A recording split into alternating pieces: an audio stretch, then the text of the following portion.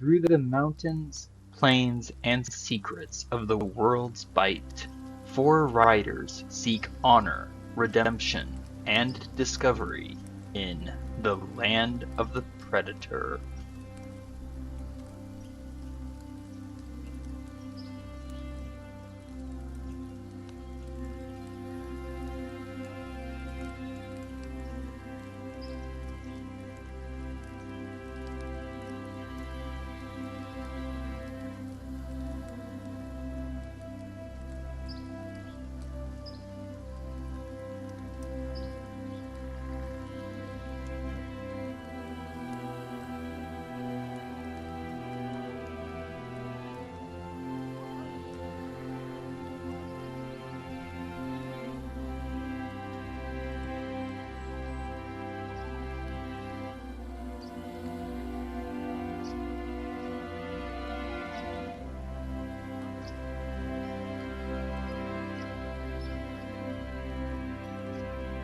In the shifting sands of the desert, Crusovian war tribes fight an unending war centered on 4 hidden holy sites.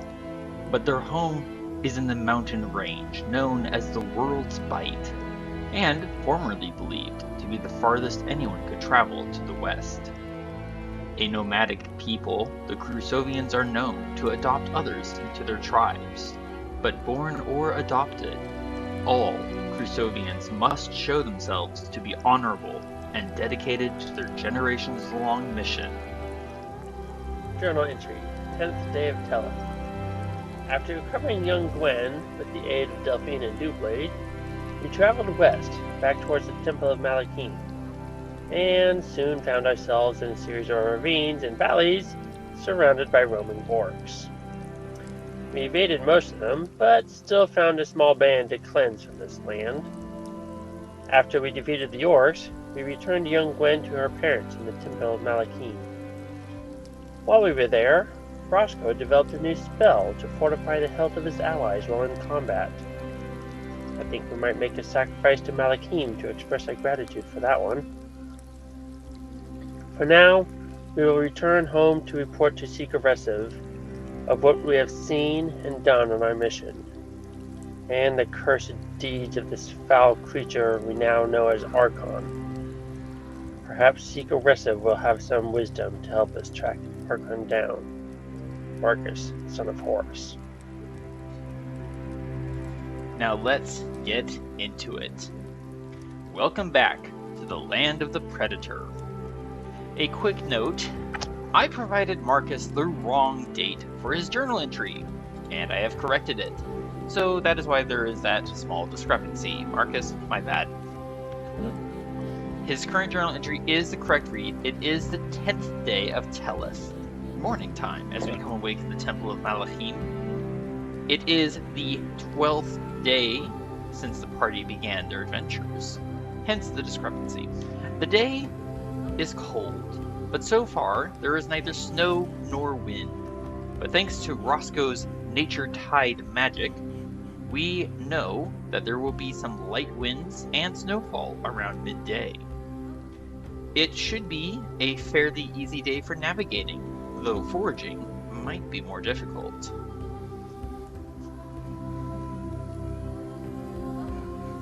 Quickly make sure I'm moving you all to the correct map screen and not to the... Definitely not a day for painting. I'm sorry?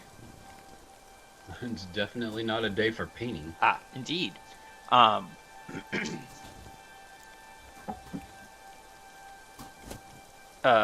Noted.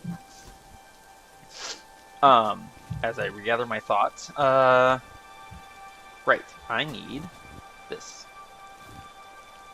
As a quick reminder, we set out from the cavern beneath this mountain, which is the Untold Winter home.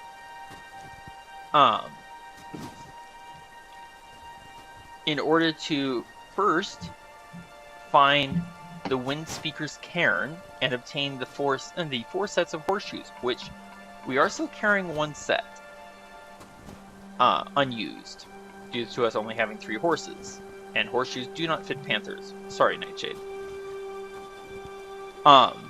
Our Our original goal was to set out and warn the 2 Crusovian tribes to the north of us that there is a plague starting in our area, and it has apparently impacted both goblins and wolves.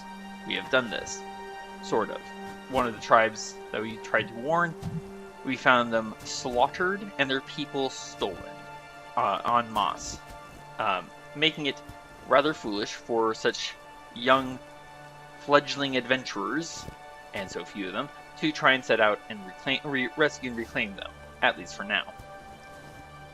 We then journeyed to the southwest, had a brief encounter with some orcs, some ogres, some ghosts, and Tanner's personal foe, Slice, who was simultaneously appreciative of being rescued and determined to punish Tanner for his and his sister's trespass on their territory many months ago. Then we reached the temple, cleansed it of orcs, fiends, etc. Drama. Learned of a mysterious foe named Archon, who had captured the daughter of a family of wandering tribespeople, and apparently bartered her in exchange for a weapon from fire elementals.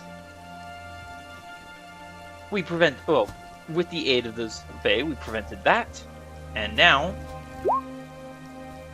I'm sorry? What? Did Throk not realize this? No. I'm kind of voicing some of the people who might be listening to this and going, wait a second, what? They did. What? That all happened? Yeah, all in the space of 11 days. Well, technically, 11 minus 3, because we started traveling on day 3. So in 8 days we've done most of all that.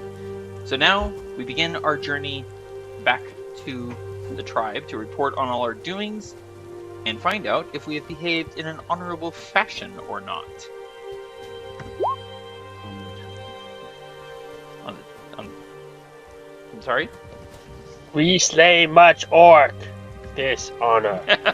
Wait, did you say this honor or dishonor? Well, Roscoe and Throk are apparently having an argument about which exactly day this, that, or the next thing happened.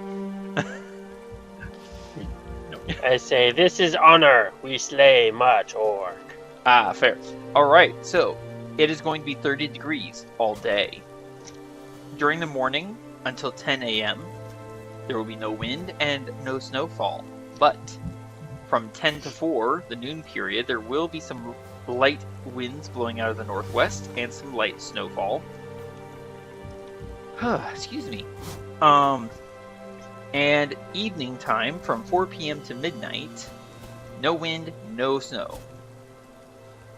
If we start traveling at 6 in the morning, Marcus, then we will spend at least 1 to 2 hours in darkness, or at least 1 hour in darkness, and because 7 o'clock is dawn.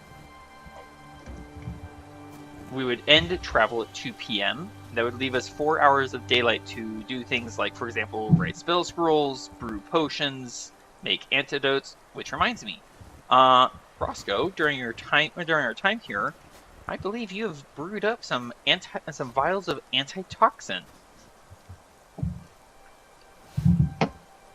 I don't know, let me check. I did a lot of stuff. You made a spell, you apparently made some antitoxin.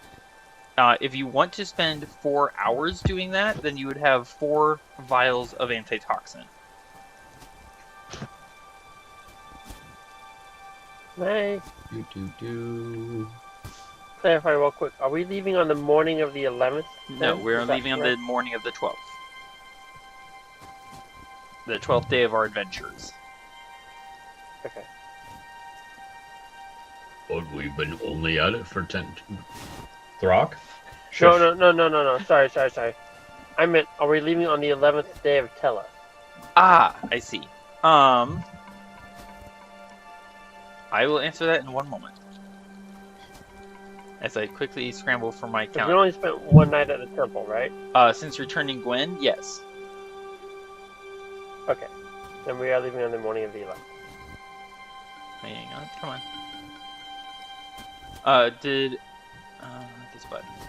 Did Roscoe want to make 4 vials of antitoxin? Yeah, was it the aloe? No, it wasn't the aloe-scented ointment, was it? No. That is something entirely different. That is the Chaotum's ointment. Okay. The name of which okay, I still then don't what was the stuff that I can do? Sorry? Then what's the stuff that I can do? You can make antitoxin because we managed to capture poison from some poisonous snakes while trying to free Gwen. Oh, that's right. You can also, because I forgot that you have proficiency with the herbalism kit, so I haven't made use of this until now. So long as you have proficiency and the herbalism kit, Roscoe, I will not ask you for checks to determine whether or not you can brew 2 hack and leaf brews or make 2 hearts and poultices. You can simply choose to make 2 out of 1 ingredient every time you make such brew or poultice. So if you have 1 heart sand, you can simply make 2 heart sand poultices. No check required. Got it. And to answer your question, Marcus, yes, it is the 10th day of Tellus that we are leaving the temple. No. We just had our adventures with, like, the Fae on the 10th day. We got back to the temple on the 10th day. We'll discuss this later, because I'd like to just get into the gameplay. Okay, sure. Right, so, what is that banging? Okay, I blame Throk. So, Marcus, what time would you like us to begin travel? 6, 7, 8? Let's say 7 a.m. 7 a.m. Alright, so that would mean dawn, right? That would mean we stop travel at 3 p.m., which would leave us 3 hours of daylight at the end of the day. And sure. My brain just farted. Where did my brain go? Here it is. I found my brain. No worries, everyone. Due to us having clear sight of the daylight, Tanner will get advantage on his navigation check. Survival. So, sorry? I had a quick question. Tanner succeeds, and what is your question?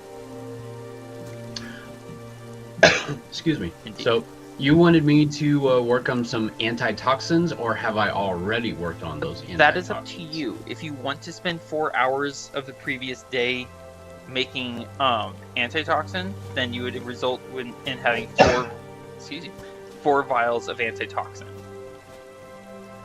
Yes, I would have wanted to do that yesterday. Okay. When we finish travel this day, there will be 3 hours of daylight left, which would give Roscoe the chance to make some hack and leaf brews, hearts and poultices if he has any ingredients, so on and so forth. Okay? Okay. Alright. Gotcha. So, we are starting at 7 a.m. So this brings us to 8 a.m. Tanner is navigating and being alert to danger. You, Marcus, you could have anyone making a survival, make a survival check to forage if you so wish. Hang on. For food, I hear the bumping. I don't know what it is. Either for food or for names are escaping me. Various plants of beneficial aid or not. Okay. Because Believer. Sorry.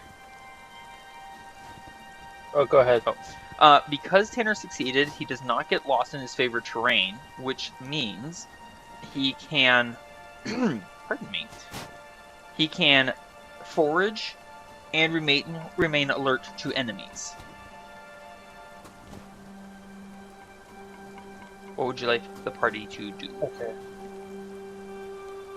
I believe we're fairly well stocked on food, so may as well search for like herbs and potion making stuff. Fair enough.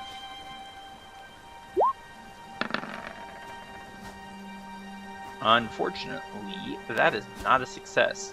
Roscoe, if you're there, would you like to make a survival check? And while we're waiting for Roscoe, Marcus, would you like to make a survival check?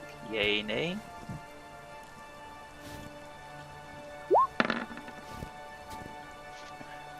That is definitely not a success. Roscoe and or Throk. I assume that was Roscoe because that is a success.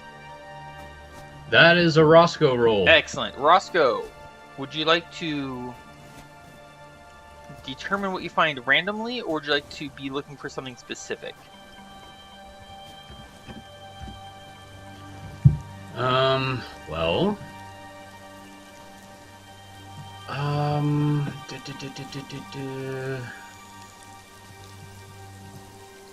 Let's just go for something random. Excellent. Roll me. Roll me 1d6. That is a 3. Interesting. You find harmful plants. Roll me 1 delta 4 to determine what you found. And roll me 1d6 plus your wisdom modifier.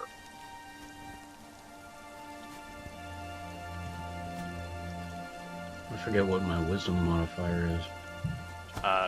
Probably a plus 3, plus 4, 3. plus 3. Yeah. Okay. So 1d6 plus 3. Ooh.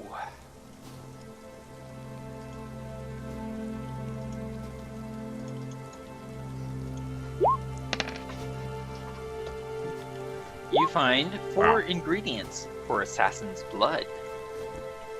Which you actually already have the information for. I do have that, and I think I might actually have it already made. Quite possibly. But you find 4 more I have ingredients for it. 7 doses right now, so now I can add that and have 11 doses. When you make it, yes. Would Throk like to make a roll? Hmm. You know what I just realized? The way you have your picture and your name displayed,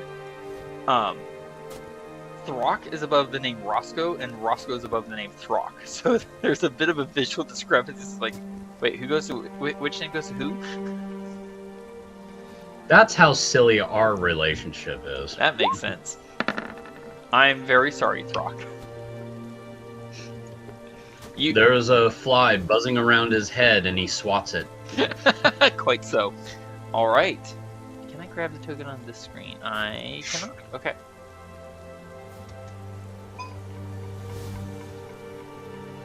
And we are now at, let's see, 7 to 8, 8 to 9. Yes, now we are at 9 in the morning. Up to you, Marcus, if you want us to continue searching or not. Let's do this button. I missed a piece. Sorry, up to who if we continue searching or not? You, actually. May as well make another round of searches, right? Yes, as you wish. If anyone has an infection.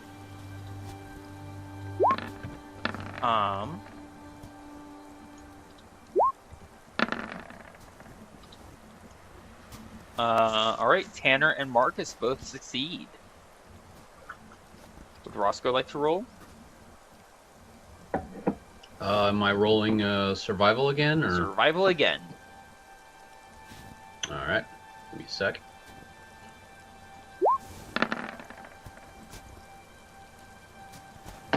There you go, you succeed.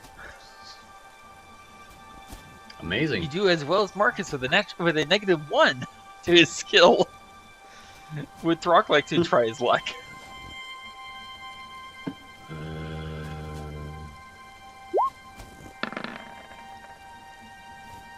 I'm sorry, Throk. No success. Alright. Marcus, did you want to look for something specific? I want to look for like boosting herbs or ointments or Just stuff to make stuff stronger. It sounds like you're looking for either healing or boon plants. Sound about right? Say boom plants. All right. Roll me 1 Delta 6, please. And then 1 Delta 6 plus your wisdom modifier. All right. And then the 1 Delta 6 plus your wisdom modifier.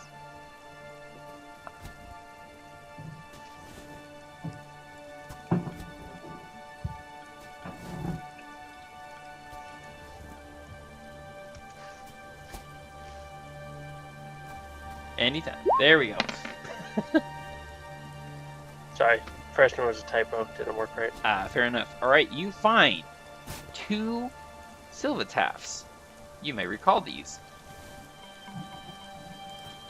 You eat one, and you regain a first level spell slot. Ooh. Recall it does take an action to eat one.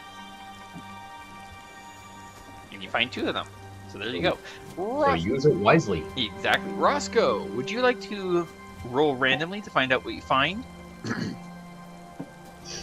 Well, I was kind of hoping to find some talent saps if they were available to find. If you want to look for talent saps specifically, then you may do so. Please roll me 1 Delta 6 plus your wisdom modifier. Because you did succeed. All right. So,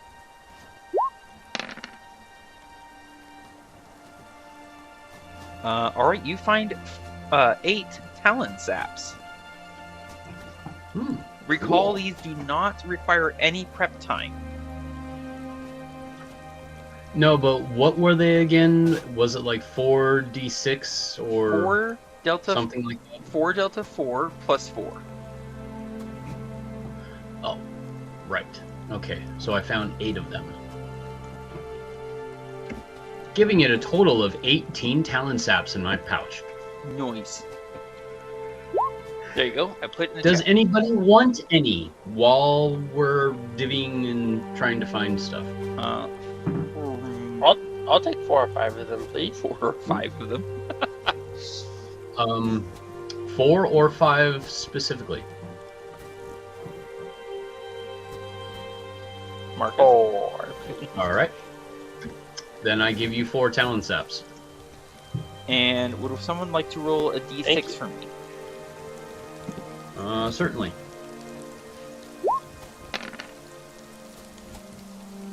What's my wisdom modifier? I believe it's a 3. Yes. All right. Ooh. I'm not sure how valuable this will be. Tanner finds, not Talon. Tanner finds 14 clear eye berries, which grant whoever eats them advantage on dexterity-based attacks for 1 minute.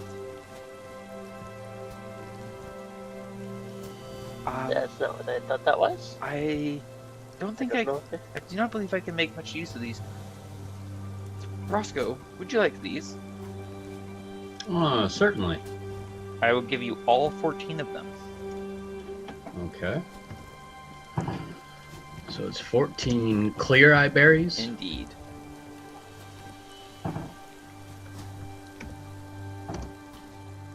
It is now 10 in the morning. Light wind. Tanner, Yes, go ahead.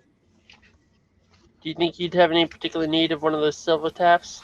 Oh, more than likely, but I will search perhaps when the as he cuts himself off. There is snow beginning to fall.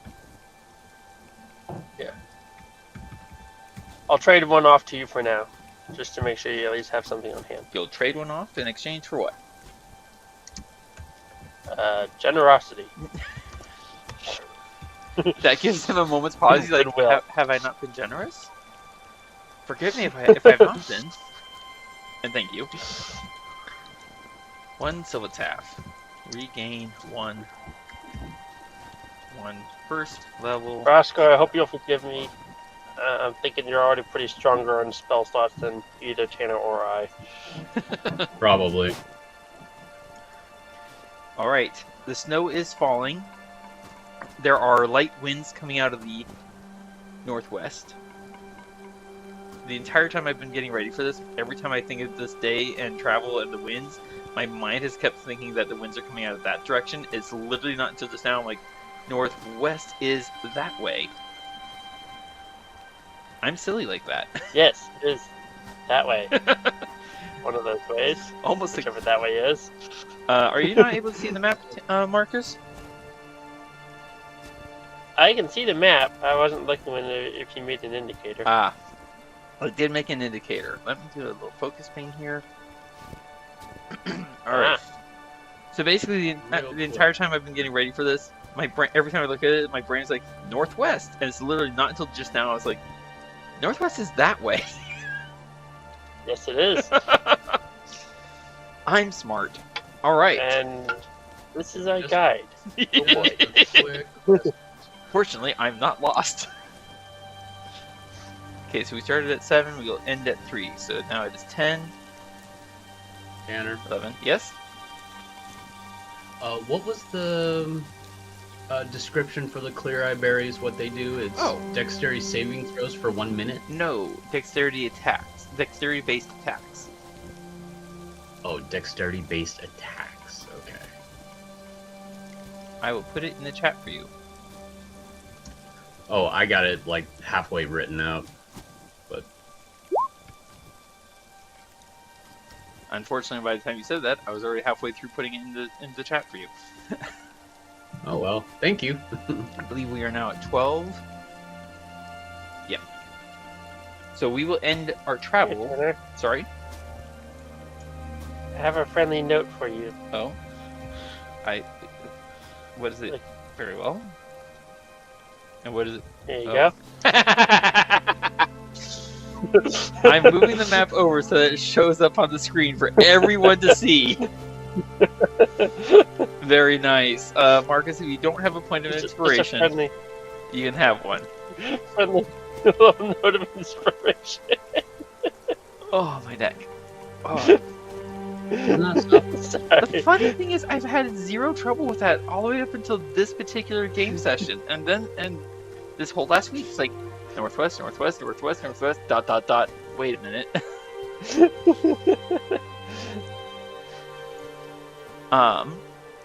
We are finally back in what is known to be the Untall Range. So when we are in this area, within this red circle, this is where our tribe tends to wander about during our during the seasons that we are here out of the year.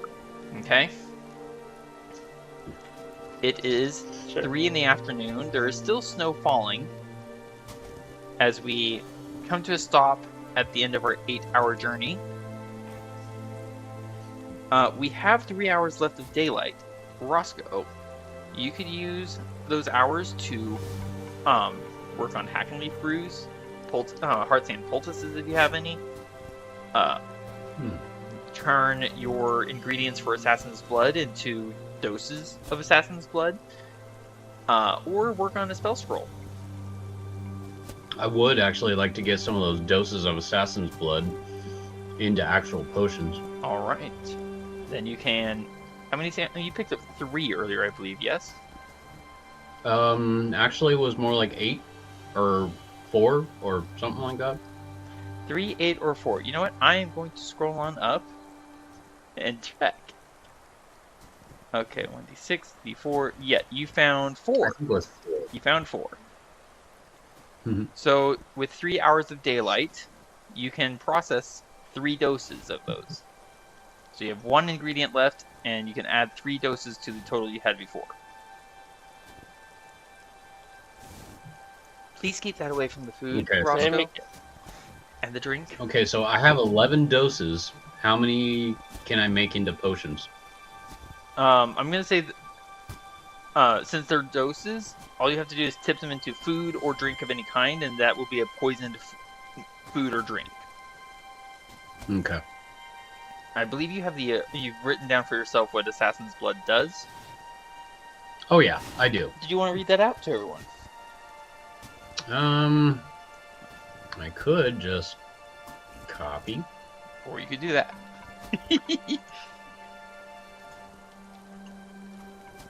Paste. and enter. That would work as well. Thank you.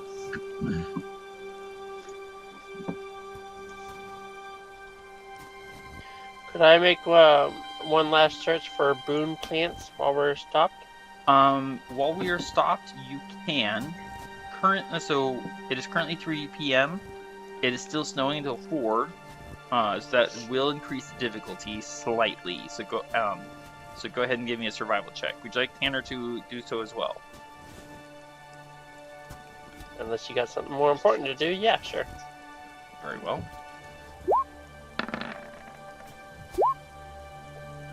Yeah, neither of us succeed during the snowfall. That does still leave us with, excuse me, 2 hours of non-snowfall time to search. Is that Throk rolling? Throk just rolled a 19! And Woo! Throk succeeds. What would Throk like to find? Something random or something He specific? has no idea. Okay, roll me 1 delta 6, please.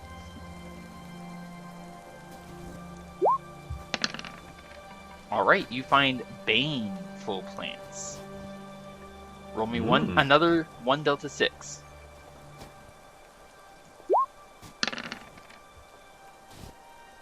You find essence of ether. And roll me 1 delta 6 plus your wisdom modifier, well, plus Throk's wisdom modifier. Oh. This is interesting. It's a dangerous game you play. This is a 1 delta 6 plus his wisdom modifier, which is a -1. You find a minimum of 1. Oh gosh. Alright, let me type this out real Okay, quick. so what is this thing that he found? I'm typing it out really quickly. Okay. I almost would have preferred you, Rock, to find, maybe 7 sticks in a couple of rocks. No.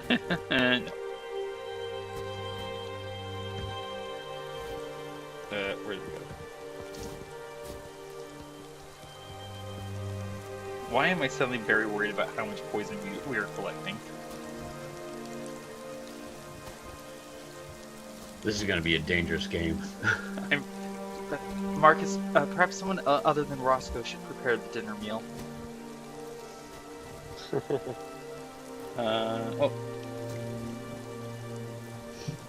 Wait, is Throk the cook or Roscoe the cook for our meals? I'm not sure.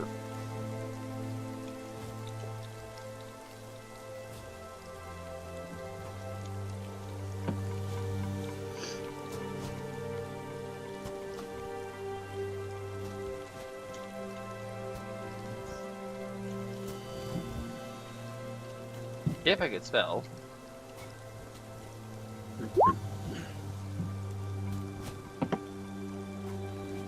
And copy.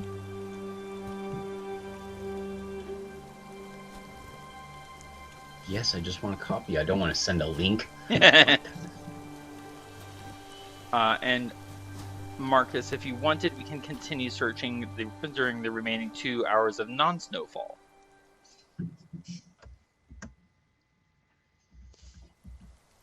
Trying to think if there's anything more important to be done. Set up camp? Nope. Ow. You know, I'll try it one more time. For luck! Luck is with Tanner this final time. And I will search for something very specific. Excuse me. Boop. Noish. Marcus, I'm sorry, that is... Wait, let me double check. Yeah, that is still not a success. Sorry, Marcus. Nope, sorry. Tanner finds 14 Silvataffs. Would you like some, Marcus? You gave me one earlier. Perhaps you would like some back? Certainly. I have 14 of them. How many would you like? Let's maybe save at least a few for Roscoe, but I'm thinking 4 or 5.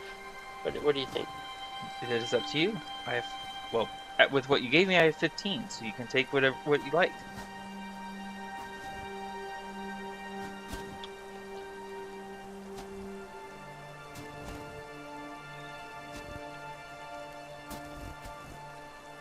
And recall, they only work for first level spell slots. They do nothing for higher level.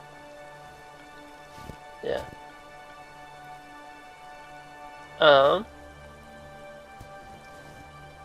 Let's say 4 for me and 5 for Roscoe.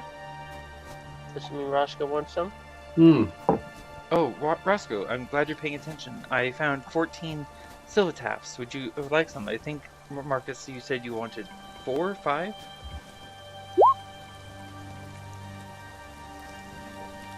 Yeah. Let's say 4 for me and 5 for Roscoe. 5 for Roscoe. Roscoe, you can add 5 to your silvertaps, and 4 for Marcus. So 6 for Tanner. There we go. And that will constitute the end of daylight. We can set up camp, and don't forget to consume a ration for each character. Ration, not acid. Pay attention, Tanner.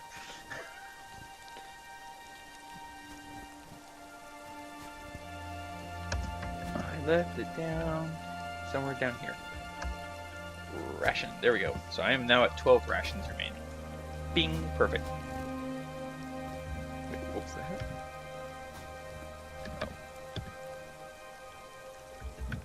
Got it. Okay. Alright. We settle in for a long rest, I presume. Alright. The next day, which is day 13 of our adventures. Not the calendar day. It is the day of our adventures. Oh, I'm sorry, Roscoe, would you want to use not primeval awareness, druid something? Druid spell. I mean, yes. Or druid craft. Yes, that one. Thank you. Wow, my brain went away. Would you like to use that to find out what? Mine too. Okay. The next day is gonna be fairly gentle compared to the wild days we've been having. 30 degrees all day, typical for the area and for the weather season. Some light winds out of the west from midnight to 10. No snowfall. From 10 to 4, no winds, but some light snow drifting in. And in the evening, so 4 to midnight, no wind, no snow. As I said, a fairly benign day.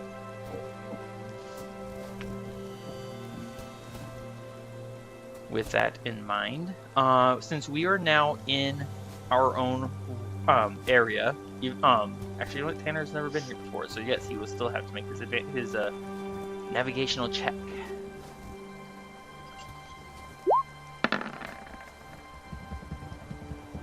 Where is my DC? Yep, there it is. Tanner gets a little bit of wind in his eye, looks around, sniffs at the air. Ah, it is that way. I can smell them from here.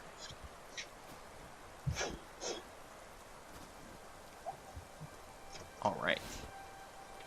And Marcus, what time did you want us to depart at? Keeping in mind at the end of this travel day, we will be at our home once again. What did Tana detect? Was it some type of... what was it? Oh, Marcus would be able to tell that Tanner was basically trying to make a joke. That he can smell smell our people from here. Oh, I thought he had detected some type of creature or monster or something like that, maybe. But, okay, never mind. May as well go for a 6 a.m. departure. We'll leave a little sooner now. Alright. That will mean that we arrive by 2 in the afternoon. I only smell snow. A good thing we've Yeah, got... what does snow smell like? Rock? Smells cold. All right, let's make this a little bit easier and quicker. 1, 2, 3. That's 3 hours. From 6, so it is now 9. 3 hours? Yeah, 3 hours. 1 square, 1 hour. I remember. Excuse me. My throat. Did you want us to do any work looking for things, or do you think we're pretty good? Marcus? You're asking all of us? I'm asking Marcus. Oh, okay. If we have time, we may as well search. Okay. Whoever would like to can give me a survival check.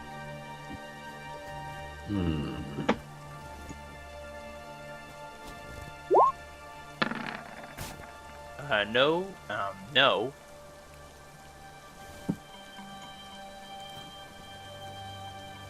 With Throk? Okay. No. Sorry, Throk.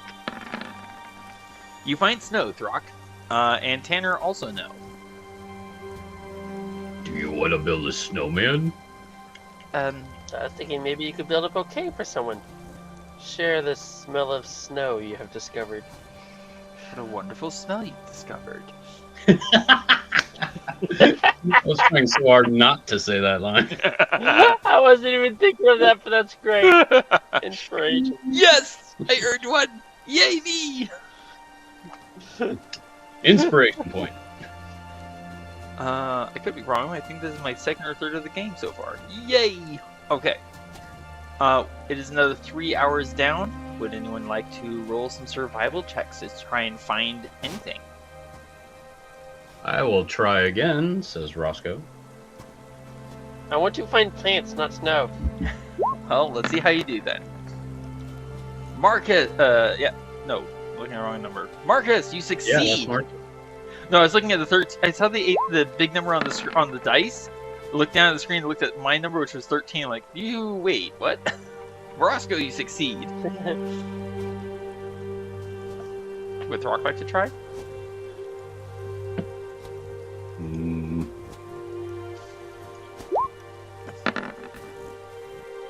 Sorry, Throk. I find coal for his eyes. You find coldness, and Tanner gets a nat 1. Tanner is too distracted watching Throk to actually fully even search. He's just amused. Like, it's so entertaining watching someone try and try and try. Oh, I suppose I should have looked, but I got distracted. All right, Marcus, did you want to look for something specific? Or something What are random? the actual options again, by the way? I'm sorry? What are the options? Are you talking about categories or specific plants? Categories. Baneful, boon, harmful, healing, neutral, and silly. Yes, I did make a category that was just silly. I'll go for a neutral, boon, or healing. Roll me a... Your choice. What do you want to go for? Do you want to roll for it, or do you want to just choose? Neutral, boon, or healing? I'll roll a d4 minus 1. Okay. Ouch.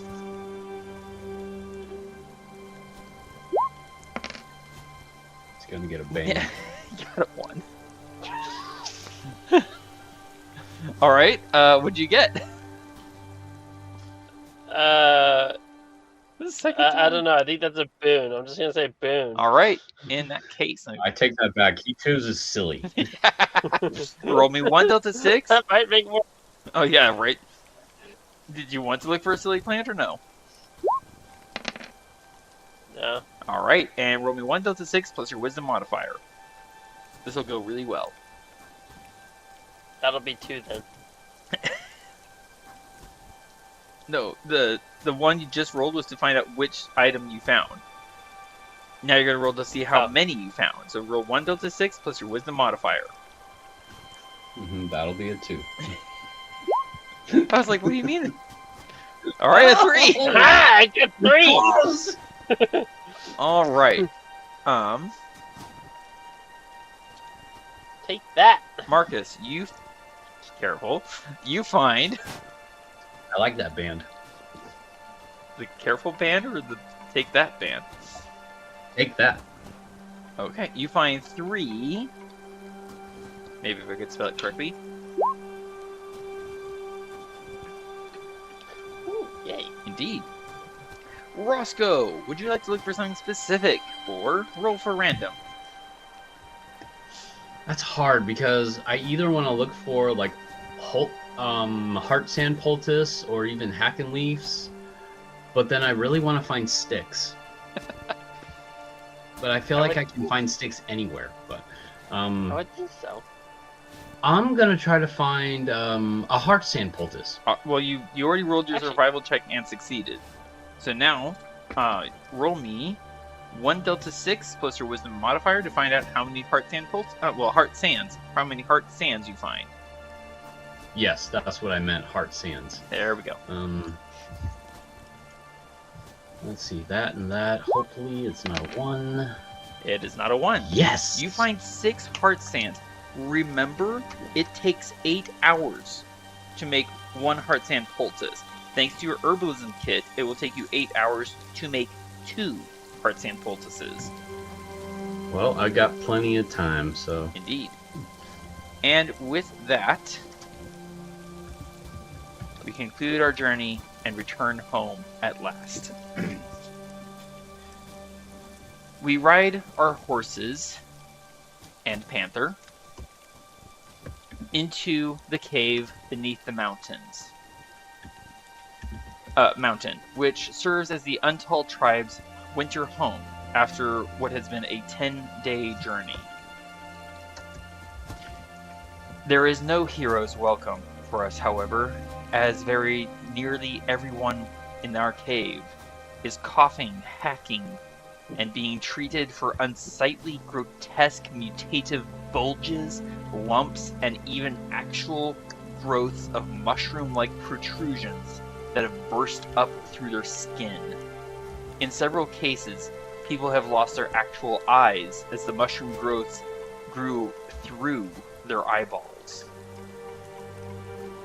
Marcus, to your great distress, your father Horus, a ruddy man of muscular build, titanic proportions, and a booming laugh, has been reduced to half his height, much of his strength and vitality drained. His left leg looks twisted and malformed, with the multitudinous miniature forest of these mushrooms of skin, and he walks now with a distinct limp, leaning heavily on his spear. I assume you go to him. Malachine, what has happened to you? Plague boy. Sorry, what? It's likely. I assume you go to him. Roscoe, among the sick, various people move as best they can. Among the sick, various people move as best they can, helping, tending, carrying discolored, stained cloths away and replacing them with a few remaining clean cloths. The young lady Tessa, Tanner's sister, you may recall, with her leg and replacing crutch, helps from the side of a tent, cleaning endless piles of bandages, paddings, sheets, and strips of cloth. Curiously, on her shoulder is a dark feathered raven with a tinge of purple to its crest. As Tanner leaves the party, Marcus, to answer your question, yes. You recall the many times that sorry, you asked your question. My brain is now skittering.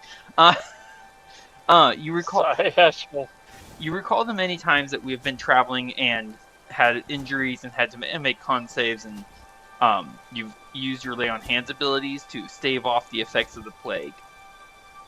This is the symptoms of the plague running unchecked. Okay. You could remove the disease condition from him, but his body has already suffered the growth of these things. Excuse me. It will probably take some time to undo the damage. Does that make sense? Kind of. Okay. Getting back to what I was saying, Tanner leaves the group as Marcus has, and Roscoe, you and Throk, you watch as Tanner approaches Tessa, offering her a glittering tiger-eye gemstone. You may recall that Tanner was trading for something with the Turon tribe before we left them. Despite Tessa's evident joy at seeing her brother alive and well, and her delight in the gift, you see her face fall with disappointment, as Tanner apparently tells her of his encounter with Slife, the one who cut off her leg.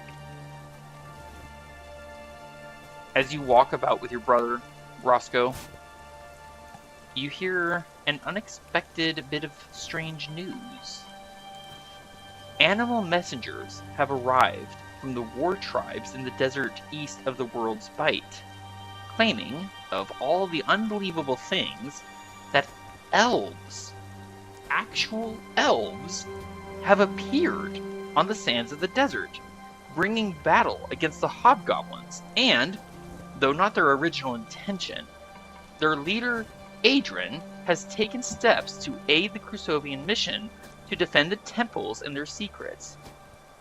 It is as though legends and fairy tales have somehow come to life. I can't believe my own halfling ears. I assume Roscoe, as a walker, apprentice to Seeker Restive, that you will pitch in and start helping with cleaning and tending the illnesses, injuries, etc.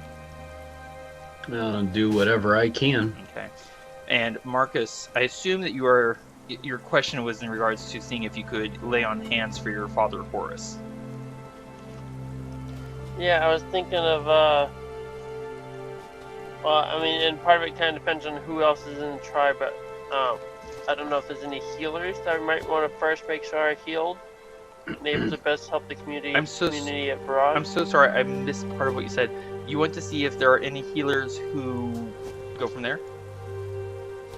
Who would be able to, if healed, would be able to better treat the community abroad. Basically, if I can heal the doctors or the healers, they can better aid the entire tribe. How many lay on hands points do you have currently? You're level 4, so times 5, 20. Okay, so excuse me. Would you please put lay on hands in the chat? Thank you. 5 hit points, secure the target of 1 disease or neutralize 1 poison affecting it. Okay, I assume you're going to do this for your father at least, yes? Well, that's where I was going to try and check and see, because I'm thinking, and I don't know how many healers or, I assume basically the entire tribe is sick, yes? Just about. There are a few who are not yet fully afflicted. Tessa is one of them.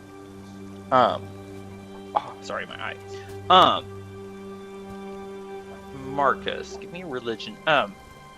Actually, let me check. Are you going to do anything for your father, or are you just going to try and heal a healer? What would you like to do? But that's what I was trying to figure out, kind of better, like what the current status of the tribe in general is. Very nearly everyone is sick with the plague. There are only a few who aren't. Okay.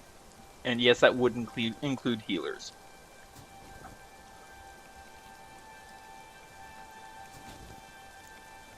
I think probably the first priority would be to treat the healers. Okay. But maybe I could also ask for my father's guidance on how best to help the entire tribe. Like what limited resources could best help the most people. Your instinct's good, boy. Help the healers.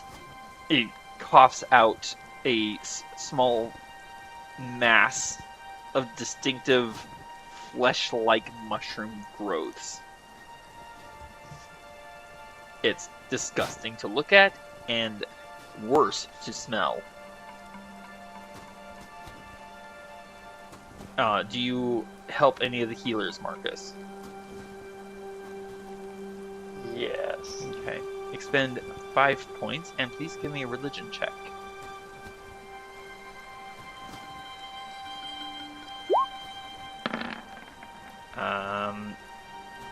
You realize... I'm going to throw advantage on that. Okay, fair enough. Go for it. Burn your inspiration point. That did not help. We're gonna go with the 9. You realize as you lay on hands one of the healers, you spend 5 hit points and you can cure multiple diseases. There were definitely multiple diseases in this person's body. And while you have removed much of the, all of the disease, there is still something lingering that lay on hands did not touch. What the nature of that is, you're not able to determine. Sorry. What were we going to ask? As much as I hate to say it, technically I can only heal one disease at a time. If you look right beneath that, you can cure multiple diseases and neutralize multiple poisons with a single use of lay on hands. Oh, I see. Expending hit points separately for each one. So so spending 5 points. Yes, you are correct. You spend 5 points, you cure one disease, and that's when you go, oh my, there's a lot of diseases in this person's body. Correct, and thank you. You know, take a point of inspiration for correcting me and catching that. Good job. Kind of moot after the last attempt, but yeah, thank you. Roscoe, please give me a perception check. Tanner notices. Oddly enough, Tanner's better at perception than he is at finding food. But when he finds stuff, he produces a lot of it. I may be a little distracted. You are definitely distracted. At one point, Tanner comes up to you. Roscoe, Walker, pardon me for interrupting. Have you noticed that many of the younger women, mothers-to-be, are missing? I could not hear you. You dropped out. Oh, I'm sorry. Can you hear me now? I can hear you now, but... Okay. Yeah. Tanner approaches you. Pardon me, Walker. I've noticed that many of the young women are missing, the mothers-to-be especially, and with them several of our warriors.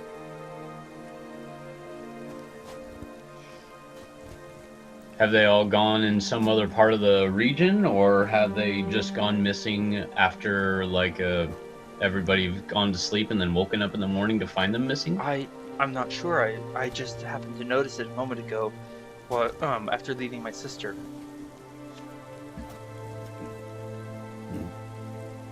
It is something that you could... Well, perhaps I can do a little investigation check on that one. You could also go and speak with the Seeker. Alright, where do I find the Seeker? Probably in his home, or in the meeting hall. Recall, Marcus, as well, that we need to report to the Seeker all of our goings-ons and daring-dos, etc. Okay. Walker, Roscoe, I assume you collect the party and take us all to excuse me, the council hall, meeting hall. Yes, if they can break away from healing for a bit. I'm not good at healing, so I will follow you, Walker. My sister is already quite engaged. Seeker rests of... Throk's not really good at healing either, so he's coming too. I believe he is quite good at healing enemies of life. He slaps Tanner on the back. Tanner slides forward about 5 feet, like, oof. Seeker Resiv looks awful. One of his eyes is completely gone, either replaced or covered with a reddish, yellow speckled mushroom cap. His hair has almost completely fallen out. Ugh. He speaks, and I'm not going to be able to imitate it properly. He speaks as though his throat is chock full of obstructions. Who would like to speak with him? I guess I will. I've got tons of things I need to say. So. And what was that, Marcus? I was speculating on my capacity, but let's see what Roscoe does. Okay. Go ahead, Walker Roscoe. Well, don't want to beat around the bush or anything, but you just look about his life as a party is like a fungi. He hacks and retches out a semi-liquid mass of what looks to be semi-digested mushrooms. Well, You were saying. I'm not gonna have a salad anytime soon. You were saying, Roscoe. So, we have a bunch of things that we need to at least come and report to you with, and, well, I've kind of forgotten half of it just because of looking at everything else going on around here. But one thing I would like to bring up is that we've noticed that some of the women have gone, especially the mothers have all gone. Sometime, I don't know if they were taken in the night or if they just wandered off during the day for some odd reason, but we were wondering if you have also come to know the same thing as well. It was decided that they be taken from our home here, guarded by evil warriors, to give birth so that their children would not be exposed to the plague. Did you say that they're protected by evil warriors? Able warriors. Able. Okay, I'm sorry. I'm still getting a little confused with the whole mumbling of the fungus among us. It's difficult to speak Roscoe, when you have. don't mock the elders. It is difficult to speak when you have mushrooms growing through your teeth and tongue. No, really, I can't imagine that. A tooth falls out of his mouth. Truly. It looks distended and disfigured, and there does seem to be a mushroom growing out of his tooth, almost like his tooth itself is turning into a mushroom. Marcus, could you try any type of healing? I don't want to see him suffer. I mean, he is our seeker after all. Do I have any estimation as to how many diseases he's suffering from? Because I get the impression that my laying hands will not even be enough to fully heal one person. Would you? I mean, couldn't we use like a vial of holy water or something on him? You can give me a medicine check. Me or Marcus? Either one, or both. Thank you, Roscoe. It's like that succeeded. Sorry, Marcus. He definitely has multiple diseases, many of which you've never even considered or heard of, let alone read of. Yeah, that would be a negative for me, so. Yeah, it does not seem my laying hands will be enough to make a difference here. We need to figure out what's causing this and deal with the source of the problem. Well, it's nice to know that the women are in good hands. I hoped. And it's also a very smart idea to keep them away from all the plague. Indeed. And there is more. You remember my wife, Rain, is also with child. Now, was she the one that sent us on the mission to go collect the horseshoes? She had mentioned it, yes. She had brought to Throk, mentioned the Wind Speaker's Cairn and the magical horseshoes underneath. All right. Just making sure that that's the right one that I'm thinking of. Of course, not a problem. She is also with child, and she is due within the next few days at most, and many of our warriors cannot no longer be spared. And where exactly did you send the women? In different directions, keeping them as separate. He coughs and spits out, you're not entirely sure what just came out. Okay, trying to ignore that. So you don't even know, but to what reason why you don't know which direction they sent?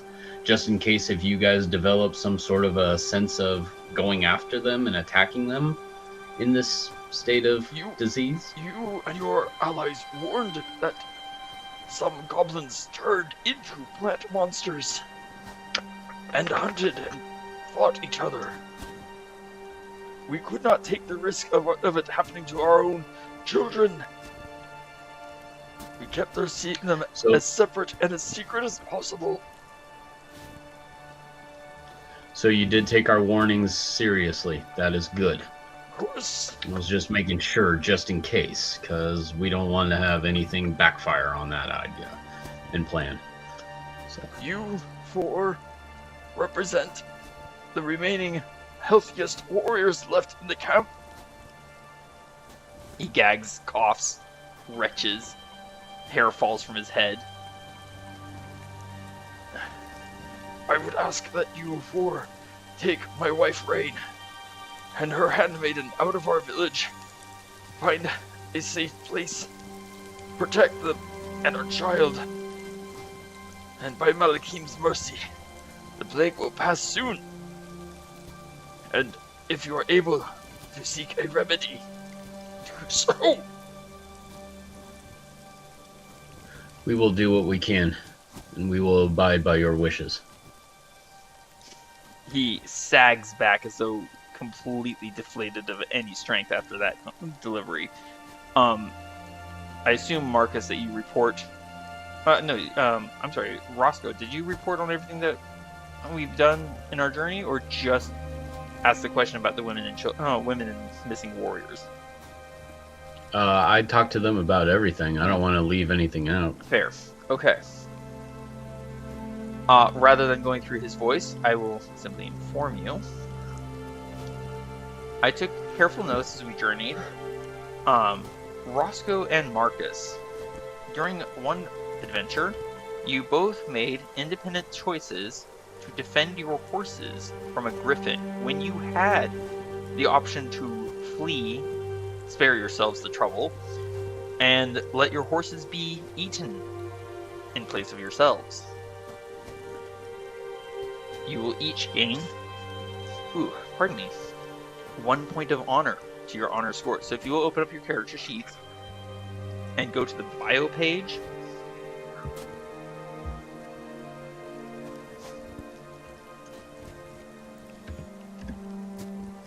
Marcus? So that's Roscoe and Marcus? Yes.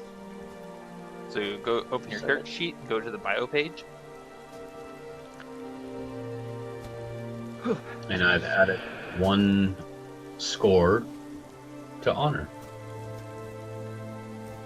Which should put Roscoe, I believe, at 10. Yes. Excellent. Which means your modifier is now a 0, not a -1. Oh, cool. Indeed. So you can make that adjustment. Marcus, on your character sheet, you should find your additional features and traits right at the top of your honor score. Yeah. Which should now be an 11. You said the modifier of 1, you said? A modifier of 0.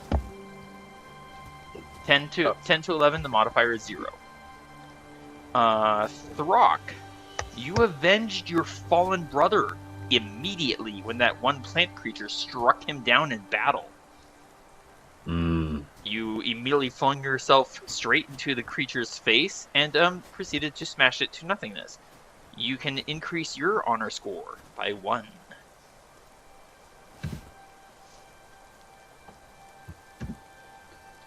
Which should put your honor score at 10 and your modifier at 0. Yep. Tanner chose to, when you could have done otherwise, and much worse beside, he chose to rescue his sworn foe, Slife, from the orcs.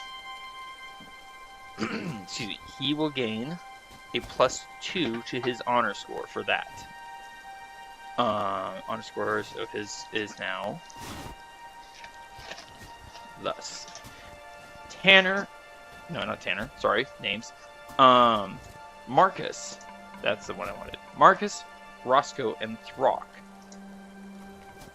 You coordinated with negotiated with and allied with strange fey creatures, and did battle to rescue a young blinded girl from a life of nigh eternal slavery, and delivered her to her parents. You can each add 1 to your honor score for Marcus, Throk, and Roscoe.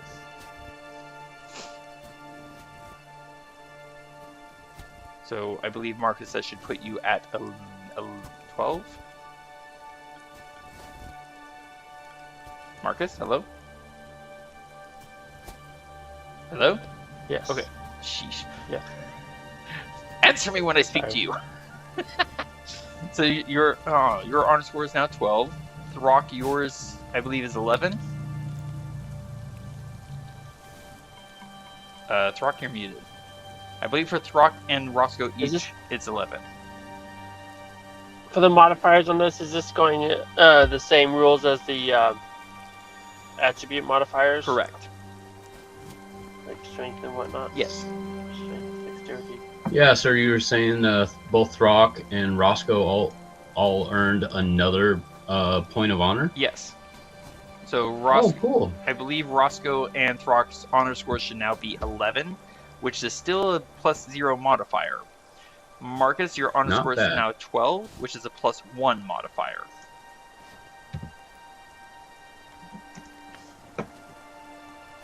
Tanner, I must speak with you about our sister.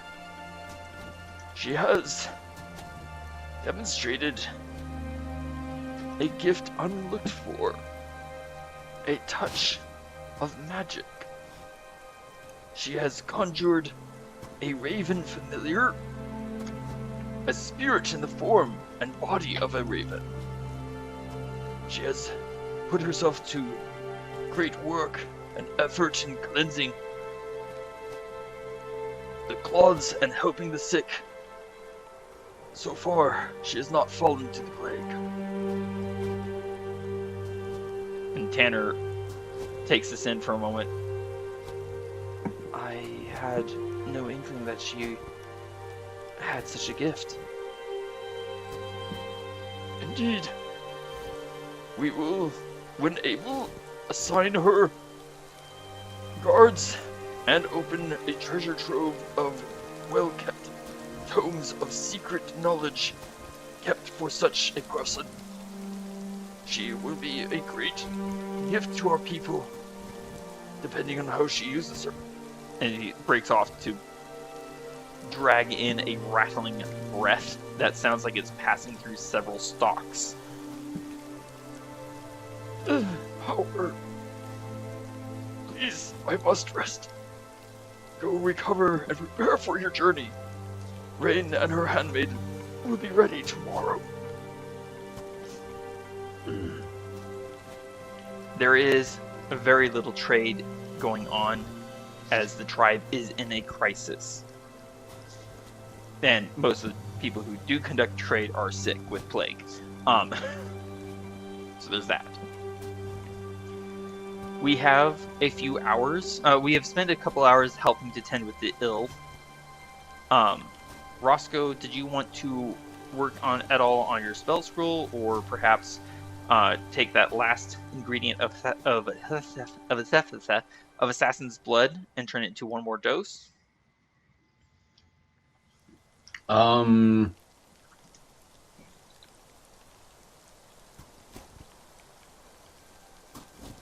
would you like? Okay, so how many doses do I have so far? Because I didn't really touch that when we were talking about it before. Gasp! How dare you, sir? I don't remember how you said before. I said I had 11 that I picked up from scavenging, but I have not converted it into the exact assassin. Allow me to clarify. I said that you picked up ingredients, which you can process into doses. So I consider doses as processed and ready to be administered. Okay. So you have 11 doses of poison that you can give to someone and cause them great poisonous damage and pain. Gotcha. Oh, I'm sorry. I forgot to mention something about the essence of ether that I believe Throk actually found. Yes. Let me pull that up real quick. Where is it? Here we go. Essence of ether is inhaled, not swallowed. It is Has to be a powder or gas that takes effect when inhaled. You can blow it or release it if it's a gas. And it subjects creatures in a 5-foot cube, so 1 square, to its effect. The resulting cloud dissipates immediately afterward. Holding your breath is ineffective against inhaled poisons, as they affect nasal membranes, tear ducts, and other parts of the body. So, so basically think of like, if you're standing in 1 square and a creature comes right up next to you, you can use an action to blow the powder or break open break something open and spread a gas, and it will affect the square they're standing in, no matter what they do. They'll get their save Gotcha. and suffer the consequences. Okay, with no side effect to the person doing the releasing. Mm-hmm. So, did Roscoe want to prep anything, process anything? Yeah. Let's have him process. Not that one. Not that one. Let's do hack and leaf and turn it into more hack and leaf brews. Okay. You still need 8 hours of rest. Marcus, what time of day did you want to leave? On the next day, not right now. Marcus? Sorry, what? Answer me. Answer me, man. On the next day, when we leave with Rain and her handmaiden, what time did you want to leave the home and take her, to somewhere where she can hopefully give birth in a healthy manner? 6, 7, 8. Yeah, the theme for 7. Okay, Trying to keep in the daylight with the novice with us. sure. So if we leave at 7, we would need to be awake by 6. So 8 hours from 6. Midnight. 10. So Roscoe, you would have, I would say, 4 hours in which to work on hack and leaf brews. And remember that it takes 1 hour per hack and leaf. Yeah. And because of my med kit, I can take 1 hack and leaf and turn it into 2 brews. So instead of making 4 hack and leaf brews, you make 8 in those 4 hours. Well, I did say I wanted to make a few, not actually 4. Well, I was just going by the math. If you want to do as much as you can, that would be 8. Well, I'm going to do 2 of the 6 that I have, bringing it down to a 4. Excellent. And then adding to the 10 that I already have, that 2 becomes 4, meaning I have now 14 hack and leaf brews left. No, Or made. yeah, made. Marcus, is there anything you want to do with your 4 hours of prep time? Marcus? Are you muted? Hello? Sorry, just struggling. Kind of just process.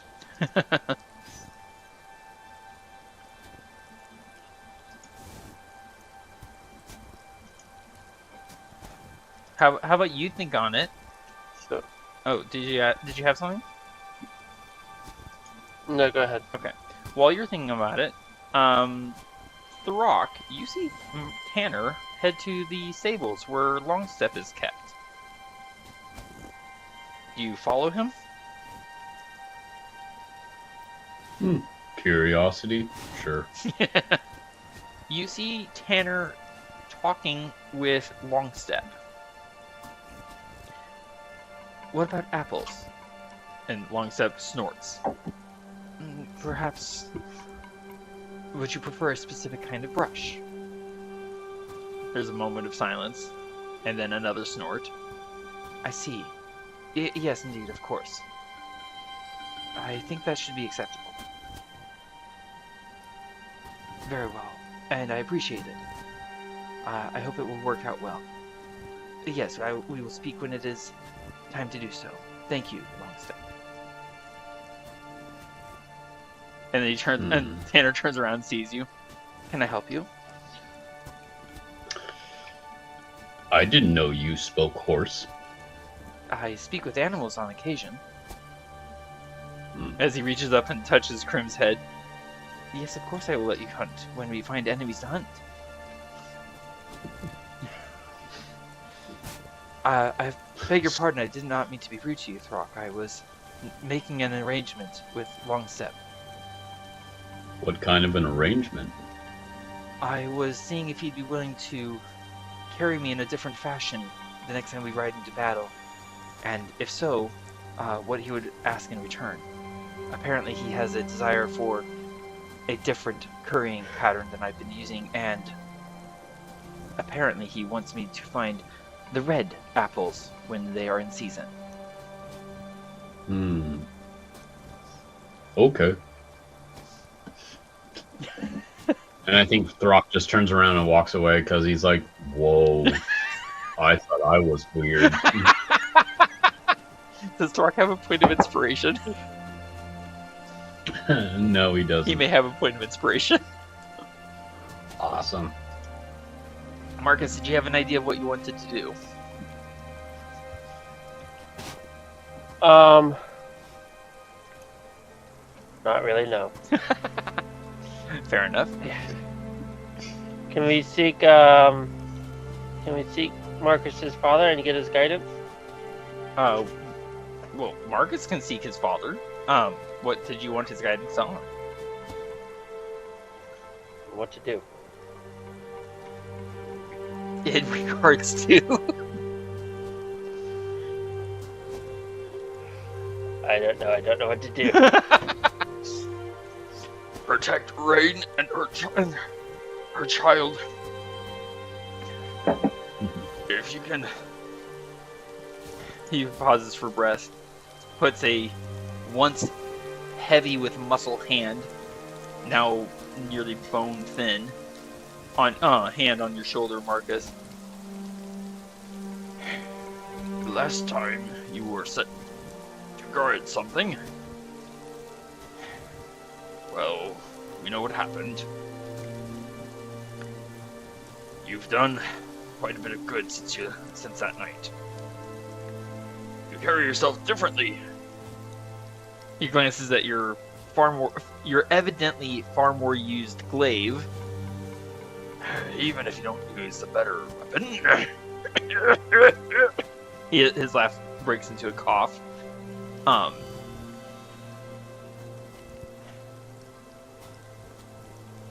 Go forward. Protect Rain. Protect her child. Seek knowledge and see if you can find anything about plagues.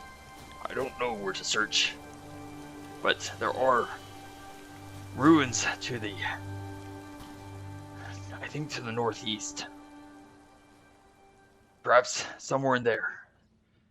Few days' journey. Somewhere in there you might find secrets, knowledge, monsters.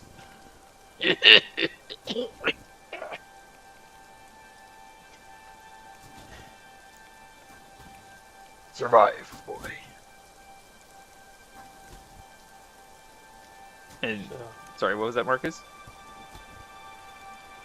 So we need to protect Rain and go to this possible cave. Was it?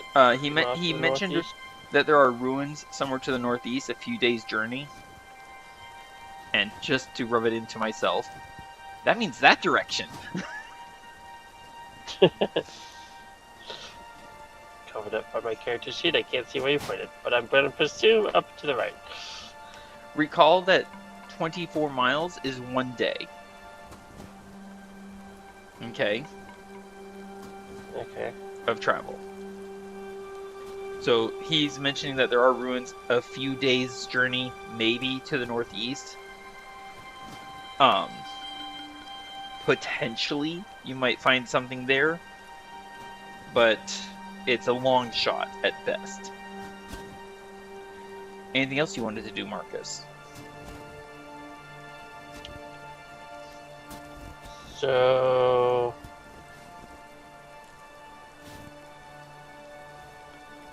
the only way I can imagine to try and achieve both goals is to find Rain and take her with us and travel to the ruins. That seems like it's probably going to put Rain in danger.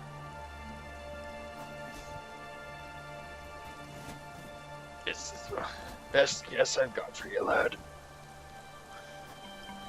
As he slowly and painfully lays himself down to rest. In the sleep fashion, not the long rest you don't wake up from. And Roscoe, did you also want to use Druidcraft to find out what the weather for the day will be? Certainly. Okay, and Marcus, anything else from you? Or for you, excuse me.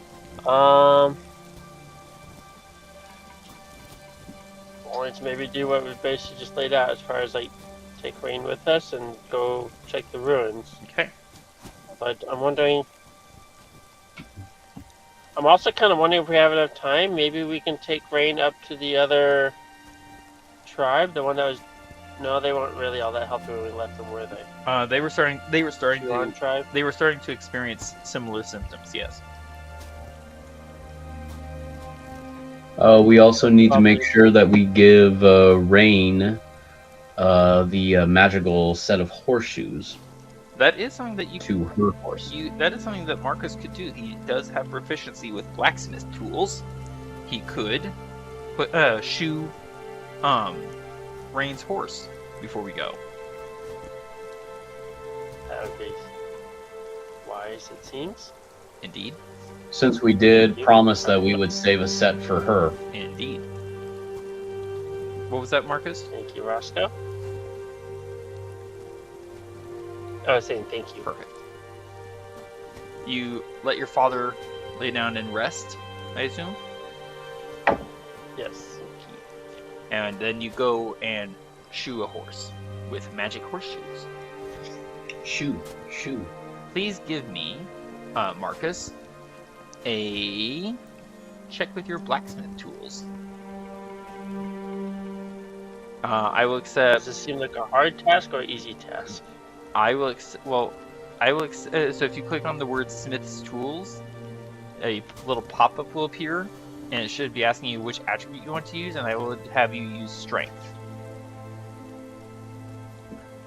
Well, I was trying to figure out whether this seems like a likely hard task or an easy task, debating whether or not to use my inspiration. For you, it's a fairly mundane task. I mean, it's shoeing a horse. Okay. Oh yeah, it's no trouble for you at all. Anything else for you, Marcus?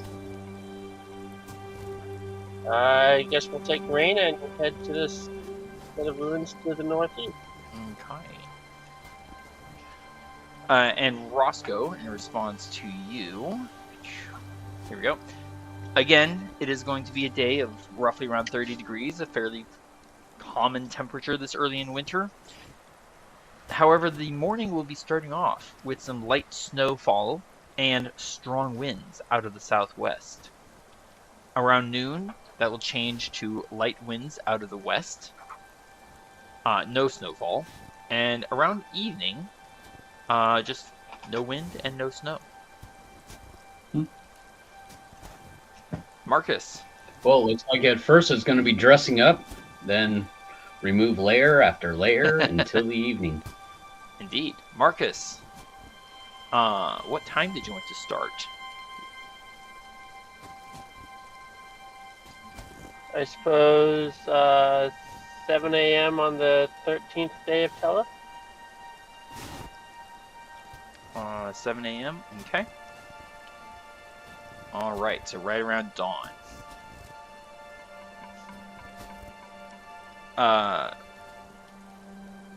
right, so Layla, the handmaiden, will take control of the cart that Rain is resting in. While, pardon me, excuse me. Rain's horse, fitted with the shoes, thank you, Marcus, is going to draw the carriage. It is not a task that the horse prefers, quite evidently so, but accepts the role with relative dignity. Marcus, what order did you want us to be in? Tana first, me second, Rain, and then Roscoe and Throk. Okay, and I assume you would like a navigation check. So, oh wait, that should have been, darn it, at advantage, because it was, oh, yeah, I can see. Oh, nat 20s in a row! Ah, I think we're gonna go with the lower one. yeah. That would be that one. Which one's that one? Alright, Don't think you could have rolled any better than that. I don't think I could have, no. That's pretty awesome, actually. Okay. Sorry, I'm making quick adjustments to something.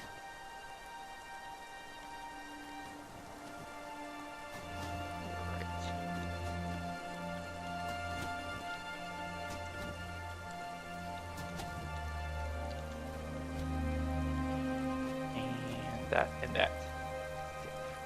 There we go.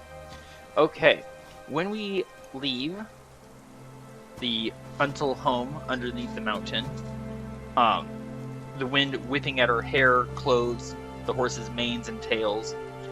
Layla is driving the cart that Rain is resting in. Roscoe, from behind the cart, you notice that Tanner's head is twitching in an odd fashion, as though he's distracted by something.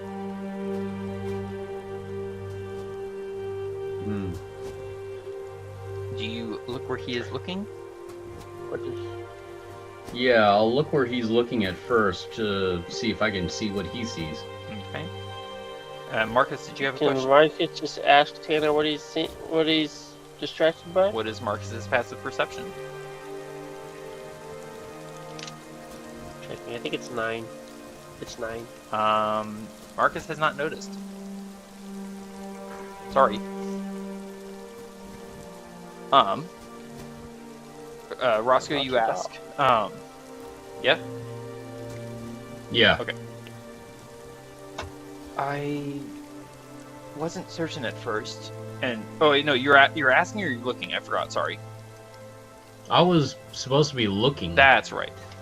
Roscoe, high up on a overlooking mountain in the area, you notice after a beat distant flashes of light, as though from mirrors.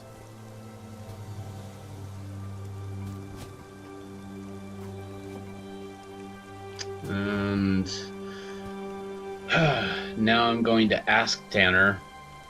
So, do you see the little flashes of light out there, Tanner? I do. I noticed them, but I don't understand what their purpose is. Whoever would like to can look and give me, if they want to spend some time studying the flashing light. Does anyone wish to? I will. Sure. Okay. Please give me an investigation check. Whoever would like to.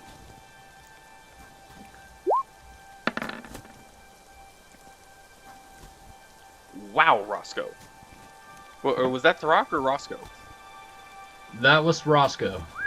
Nice, Roscoe. Marcus? Well, I am curious. Apparently. Marcus? So close to a nat 20. So close. Not quite enough, though. Did Throk wish to or no? I don't think he'll do it, but I'll give it a shot anyway. So will Tanner. Why not? Tanner fails. What? Throk gets it.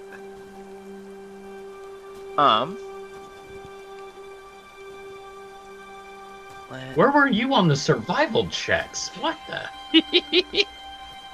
This Roscoe and Throk is what you discern is being flashed in a message by that blinking light. So we are to assume that they are friendlies? Or do we still not know if they are friendly or foe? I just sent a message, Okay. and the text is what you make out the flashing lights are signaling.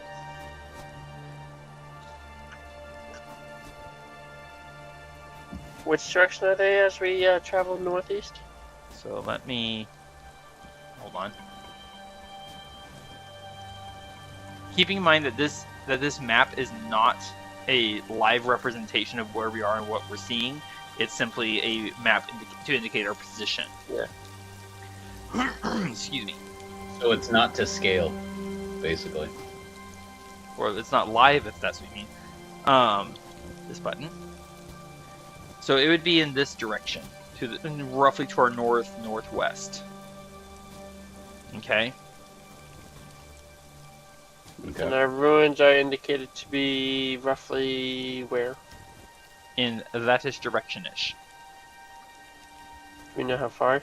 No, a few days' journey.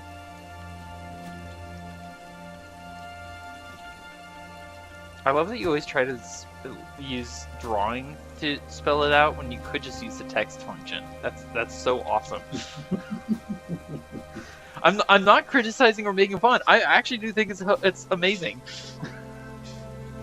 I don't know. When I try it usually doesn't come out well. Well, if I tried using the pen tool, it'd just be like chicken scratch. No comment. Did you read the text, Roscoe Throk? Yeah. 6 people, cart, Pathfinder. Whoever would like to can give me a perception check. Tanner does not need to. Not sure if that's intended for us or if that's the message that they want us to hear about them. Whoever would like to can give me a perception check. Perception. Here we go, Roscoe. Not great. Just flashing lights. Marcus, would you like to? Okay, Oh, and Throk? this is how you do it. Oh, blinded. Oh. No, Throk, you're not supposed to look into the dawn light.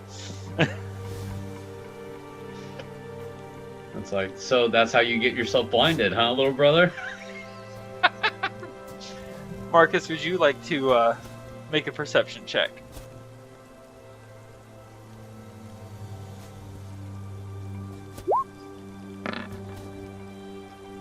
Okay, none of you noticed, but Tanner did. So Tanner will point his arm out in a different direction, more towards this area. Yeah. I saw another pulse of light. Since you guys interpreted Throk and Roscoe, since you interpreted what the first message was, all I got from that other light was the word yes.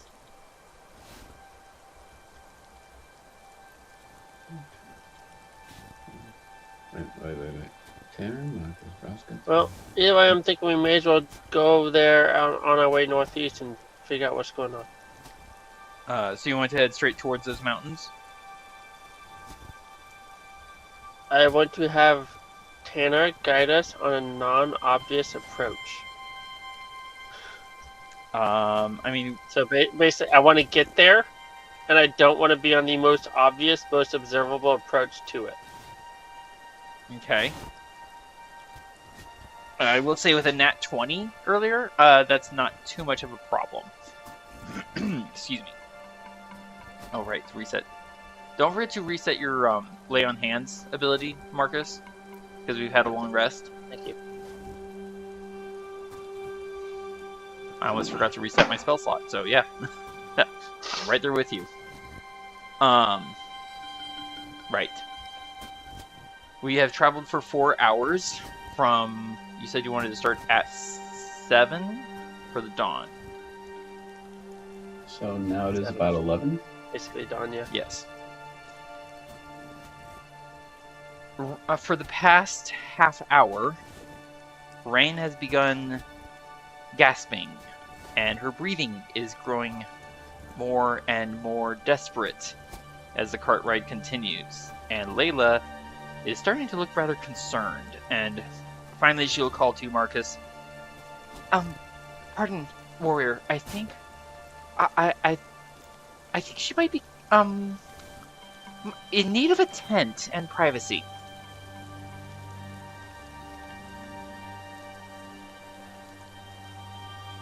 Soon. Very, very soon. Looks like I'll probably need to use a specific spell here. And what spell is that? Pass without a trace. Mark, Is there any kind of safe shelter place we could quickly approach? are you asking Tanner? Sure, yeah. You look over at Tanner to ask this question. Tanner seems somewhat preoccupied. His eyes are watching the surrounding hills and steppes. I do not believe so. We're somewhat out in the open and exposed out here. Yeah, so I should at least give us some sort of a spell that will at least keep us hidden. Yeah, Roscoe, you should do that. And I would like to try and approach basically the nearest hill or cope of trees or anything that might be in the near immediate vicinity where we could take some measure of shelter. Walker, And again, too, I could also make fog cloud. Walker, I do not believe that Pass Without Trace will be of particular aid. I think we're being followed already. That's unfortunate. I've been hearing sounds on the wind. I wasn't sure at first, but I've been growing more confident of it. I think we are being followed, kept pace with. I'm not entirely certain. Okay. Maybe a level 2 of fog cloud would be alright. That would be huge, by the way. So you want to find a good hilltop that we can defend, Marcus? I was thinking primarily of shelter, but I guess that might have to suffice. Fair enough. Excuse me. Okay. Does Tanner sense some measure of danger in whatever's following us? He'll pause for a moment and just kind of be like, whatever they are following us. I would generally consider that to already be an indicator of danger.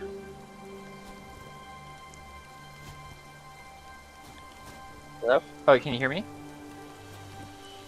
Yeah. Oh, it cut off the last word or two. Basically, Tanner's saying, they're following us. I'm pretty sure that means they're dangerous. Okay. Then, yeah, I guess we'll head for the nearest hilltop. I will need time to set up the tent, but I can work quickly. Walker, would you lend me your aid? And you as well. She looks up at Throk from her seat on the cart, like gulps, and she's like, big fellow. Me? And Rain from the tent, from the back of the cart. His name is Throk. Yes, him. Alright, so guys want to set up a tent for Rain, yeah? Let's go ahead and move you guys here. Yeah. Yeah. Did I set this correctly? Let me check. I did not. Let me fix this. Layla's Tanner's sister, right? No, that would be Tessa. Layla is Lady Rain's handmaiden. Right, okay, thank you. You're welcome. Okay. So. Oh, I left that out there. Did you guys want a campfire? Yeah. Well, What's up? Marcus says yes. Roscoe, Throk? well, aren't we supposed to at least keep ourselves hidden? Generally, yes, but we are already found and being followed, and the baby's on the way. All right. Yeah, no, let's keep the fire going. I'll just, look for sticks real quick. Okay. It's we would have brought 6 for this very purpose. Firewood, excuse me. That's not what you need. Oh no, I'm not talking about that. I'm talking about making grass grow more. Ah, I gotcha. I mistook you. All right. That's what I wanted. Throk, I assume you help set up the tent with Layla. Yeah. Okay. Roscoe, I assume you set the fire. Yes, knowing that Druidcraft allows me to make or snuff out fire almost instantly. Nice. Or instantly, except. Yeah. Rain's horse, Storm, is going to just kind of stand over to the side. The cart is over here. Layla is going to go inside the tent.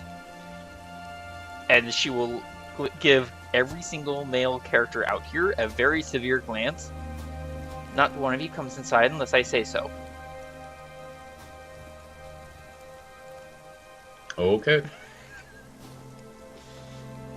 Marcus, you and Tanner is standing near Longstep, watching the valley below.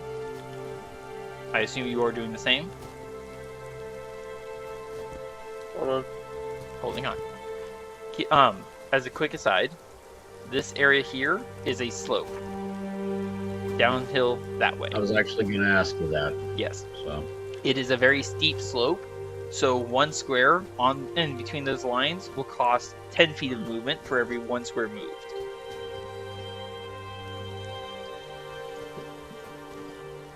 It is not difficult terrain, it's just a steep, slippery hill. Okay? Yep. That is the case for all the hills around us. Anything between those black lines is like difficult terrain.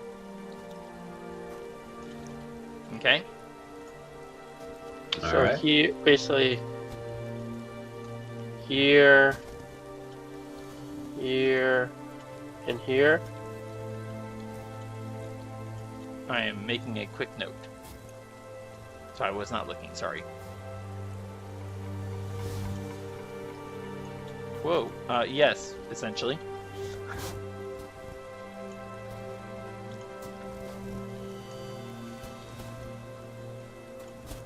Whoa. If you will zoom out to about 30, you will see that we are on... Nice red line, by the way, Marcus. You will see that we are on top of the south easterly hill. There is a rising hill to our north and a rising hill to our northwest. Yes?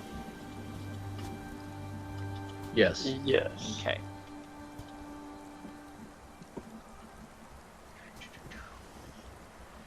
Around the northwestern hill, through the valley, comes riding slowly a small group, no larger than our own. Among them is Slice. They are riding oddly shaped creatures, definitely birds of some sort. They're birds with 2 legs and a beak that looks slightly like that of the blade of an axe. We would know these beasts to be axe beaks.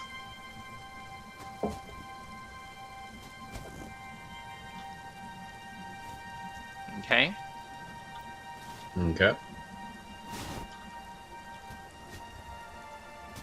There we go. The red-scaled dragonborn bares her fangs and points up the hill directly at Tanner.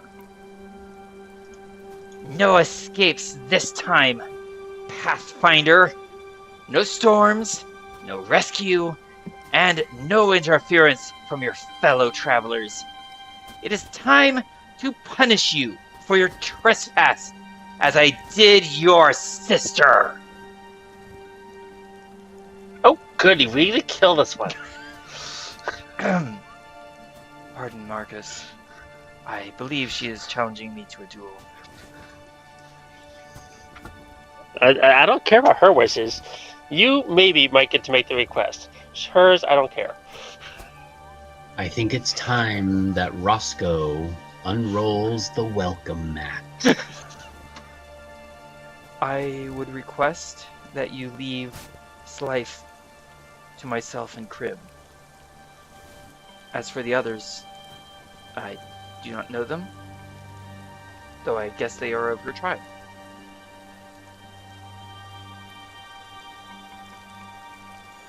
So, I don't know, Tanner was speaking a little too soft for my ears. I'm so sorry. I don't know why that's going on. I wonder if my microphone's dying. Can y'all hear me? It's a little quiet, but I think I can just turn you up. Yeah. Okay. Tanner effectively said that he wishes to be the one to fight Slife.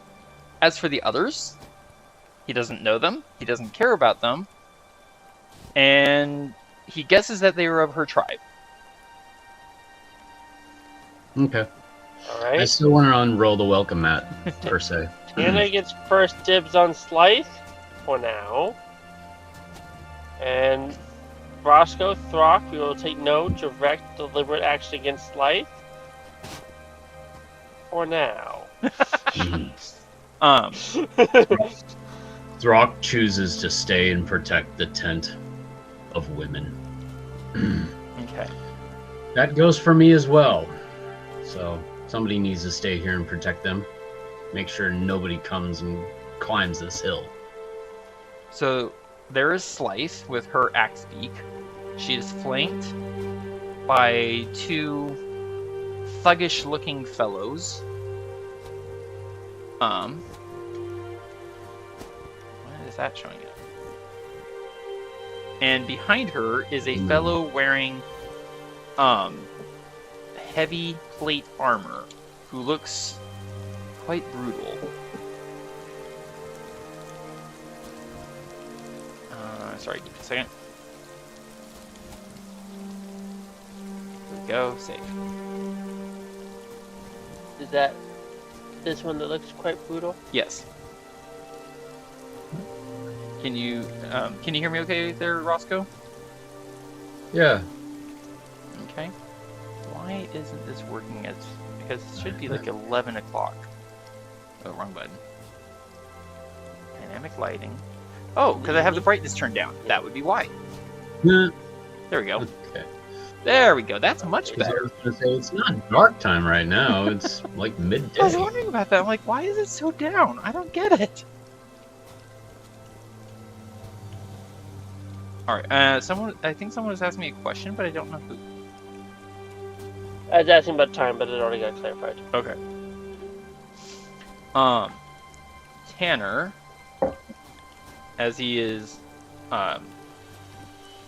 gathering his equipment and his shield, he is going to go ahead and let me see.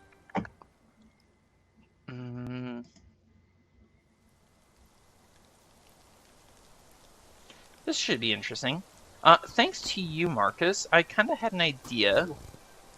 After our last gameplay, as you were trying to get your mount, named mount, to do things, I thought I would give it a try as well.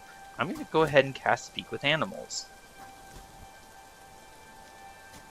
And take a Darlic Beam. I take Darlic Beam too. Fair enough. Marcus, did you want a Darlic Beam? I'll take a Darlic Beam. Oh. I might as well take a Darlic Beam too. And I'm gonna... Oh, I already have it equipped. I should be better about that. Tanner will take an action after casting the spell and eating a Darlic Beam. He'll take one more action and put his War Shield on his arm. What were you saying, Marcus? Tanner. Hold that thought, Roscoe. Marcus, what were you going to say? Just a second. Okay. While you're thinking, Roscoe, go ahead. Do you need a hack and leaf brew, just in case? Thank you, Walker. I have a few talon saps. I should be alright. I insist you take at least 2 hack and leaf brews with you. I cannot disobey an order. He will take 2 hack and leaves. Alright. Or, sorry, hack and leaf brews. Excuse me. Yes, hack and leaf brews. And those are 8d4? Those are 8d4 plus 8. Correct. Thank you. Mm-hmm. Marcus, did you have in mind what you wanted to say? Yeah, I think I'm gonna wait.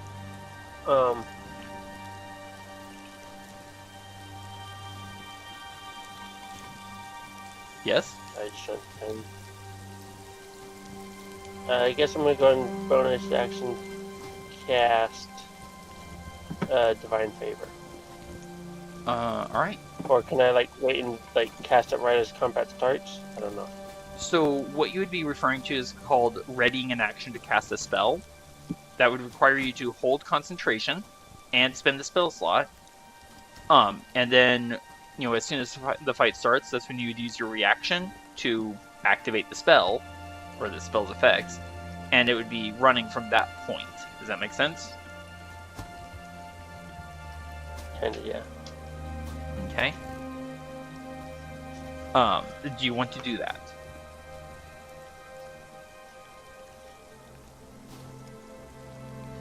Marcus? Sure. Alright. Go ahead and burn a spell slot. I will mark you as concentrating. Maybe. There we go. And for context, Tanner is going to be 100% focused on Slight. He is not going to be concerning himself with the others. Okay? Okay, hello? Alright. Okay. And Tanner is going to climb up onto Longstep, but not take control.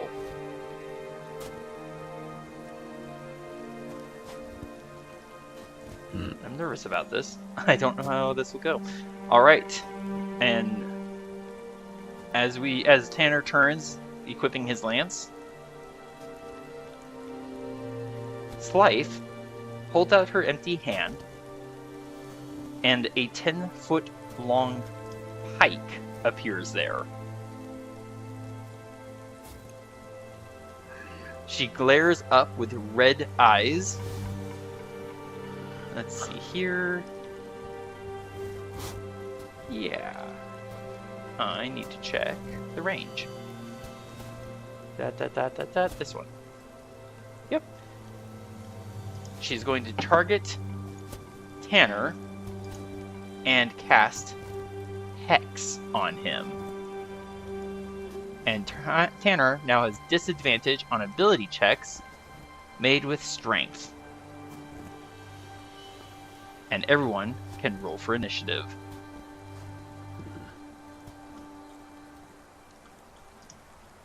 That'll activate my Divine Favor. Oh. You're welcome.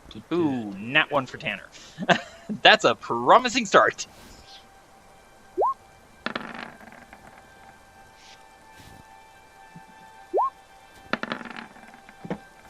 Ow.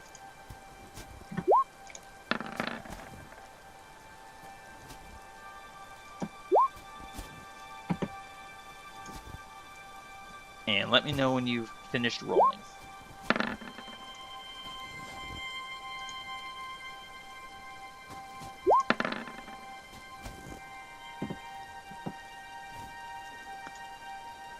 Throk, mount. I don't see Crow. Throk, mount. Marcus, Roscoe, Nightshade, Longstep, Tanner. I need to add Grim. Whoa. Crow got a good roll. Noish. Alright, and I'm going to put him right in there under Tanner, who got... Where is he? A 3, so I'll put him at 2. And Marcus, please give me your performance check. I did. You did? Oh, there it is, 7. Okay. I did. My bad. I'm paying attention. Marcus initiative 5, Mount initiative 11, performance check 7. This is going to go great. I'm so glad I chose this to try my experiment out with.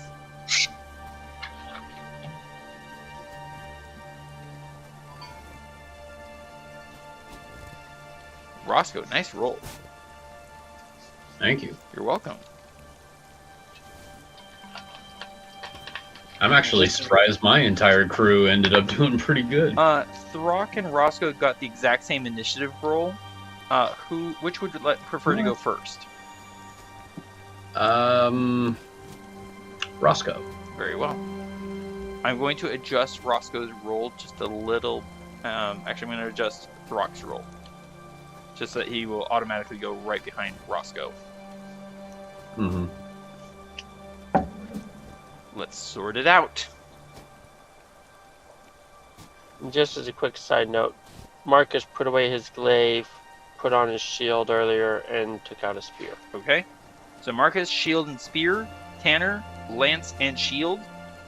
Roscoe, I don't know what you're doing with Roscoe's loadout. What is... I'm breaking twigs in my hands. Breaking twigs, okay. And Throk, what is your loadout? I'm equipped with my shield and axe. Nice. Alright. Nightshade is first up. Oops, I skipped a button. Nightshade is first up. What does Nightshade want to do? Nightshade is... Well... Roscoe's riding Nightshade, so... Oh, so he is controlled then. Yes. Alright, then he does nothing. Alright, Crow is also controlled, I assume. Mm-hmm. In which Yep. case, Roscoe, what do you want to do? I want to cast my welcome mat Oh dear.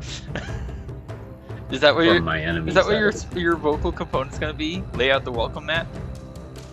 I like that one a lot better. Let's lay out the welcome mat. Alright, your spell token's out. Where did you want to place it? Okay, let's see. I wanted to actually place it... Oh, I can't grip it. Oh, I was holding it. Go ahead. I wanted to place it about right here. You should be able to place it. Do keep in mind, Tanner's gonna go straight for Slice. So True. keep that in mind. But I did also warn him I'm bringing out the welcome mat. And basically what I wanted it to do was... Okay, you know what? I'm actually going to put it right here. You should be In able the to... middle, so that as they start to move, they will get hurt a little bit. Okay. You should be able to move it now. Go ahead and try. I was holding on to it earlier. I still can't click it. Okay. I will adjust that in one moment. I'm going to mark you as concentrating. Let me fiddle with this. That's not the right one. Jacob's. Sorry, I'm going to leave that out. Roscoe's spell tokens. Spike growth. Huh. What do I want? Oh, I think I know why. Close that. Here. Use this. Save. Now try moving it. No, the cursor hasn't changed. Alright. I will place it for you. Was this about the right place? That was perfect. Sweet. Spot on. And the range, I believe, is 150 feet, so that is definitely within range. And did you want to have Nightshade move anywhere? Let's see. I think I'm going to have him stay right where he's at. Very well. In that case, Throk. You heard your brother say something about laying out the welcome mat, but you have no idea what he means. Yeah.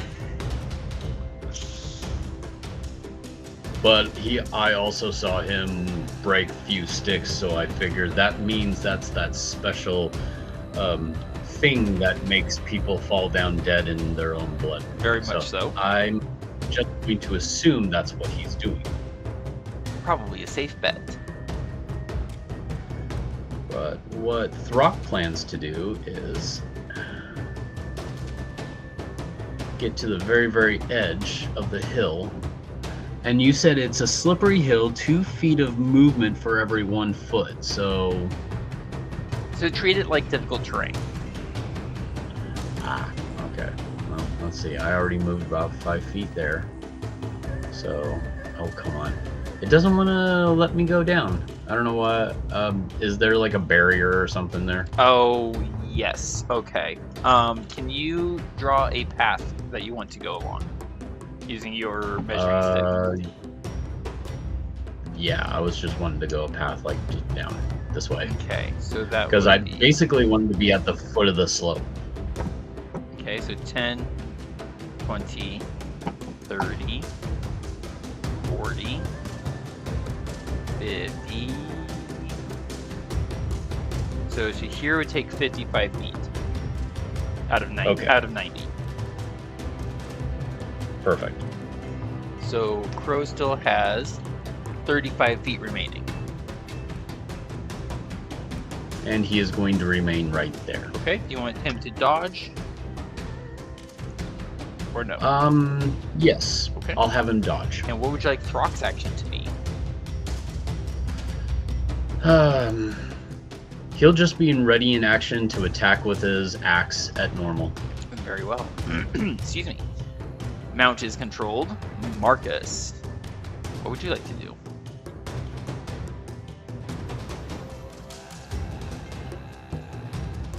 I'm going to follow Throk to some degree. Okay. Oh, wait, I'll need to draw. And I'm basically going to come down here and over here. That'll be about 30 feet of movement. And if you can move me there, oops. To about here? Yeah. You have 60 feet remaining. Thank you. You're welcome.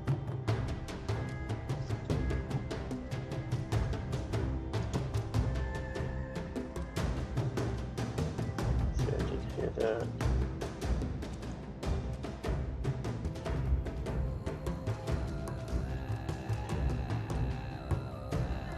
Move over there. Okay. And action for you and your mount, if any.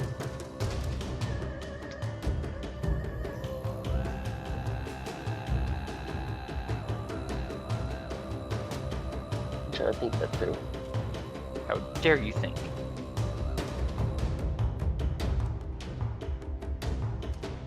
I will have my mount take the dodge action. And I think I will as well. Okay. Can go ahead and put the dodge markers on yourselves, if you please, and even if you don't please.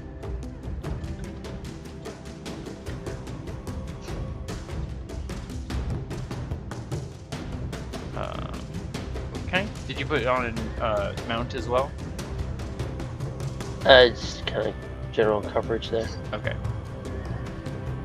In which case, we go to Longstep, who is not controlled. So, 10, 20, 35, 35, 40, 45, 50, 55, 60.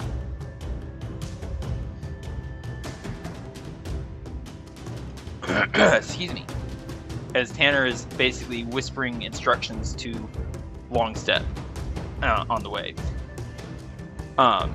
Longstep is going to ready in action, while Tanner uses his action to tell Krim kill. Which means Krim is going to go to attack.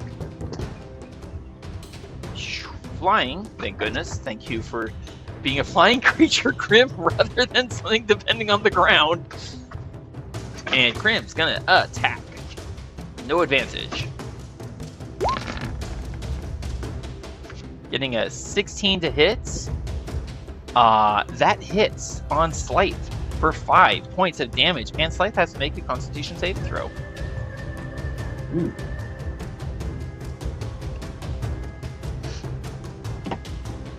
Let's see, 10 or higher. Okay, she is no longer concentrating, and the hex on Tanner is broken. Thank you, Grim. Good bird. Scythe is going to kick her axe beak into aggressive movement. So this is going to do 2 things. 10, 20. There we go. All right, so 1, 2. Roscoe, roll me 4. Delta 4. Piercing damage from spike growth. Here we go. Oh gosh, her axe beak's gonna take 10 points of damage. Look at that health bar. I need to double check something. It shouldn't take me terribly long, I hope. Let me check. I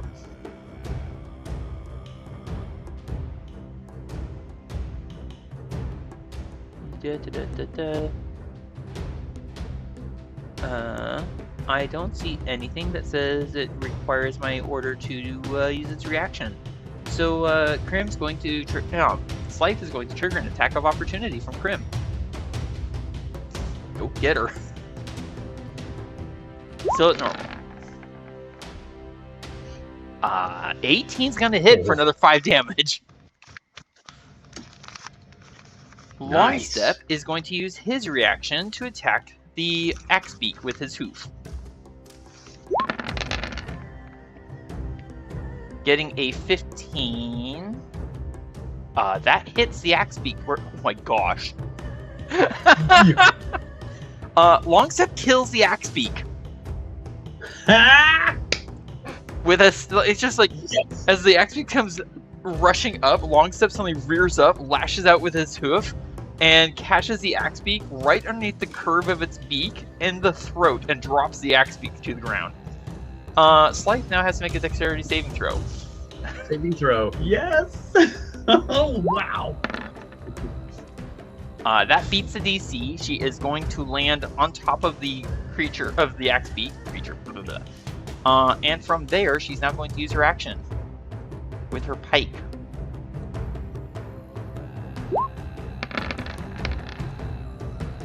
Getting a 10 to hit. It slams. Oh gosh, 12 points of damage. That's scary. That's a little scary. I only have, with the Darlic Beam, I have 42, so that could have hurt a lot. Fortunately, it hits my shield instead of my face and does not hurt. Yay! Hey. The remaining axe beaks are all controlled mounts, and so do nothing. This fellow is going to... Where's the character sheet? Yep, okay. Kick his axe beak into motion. 1, 2, 3. Okay.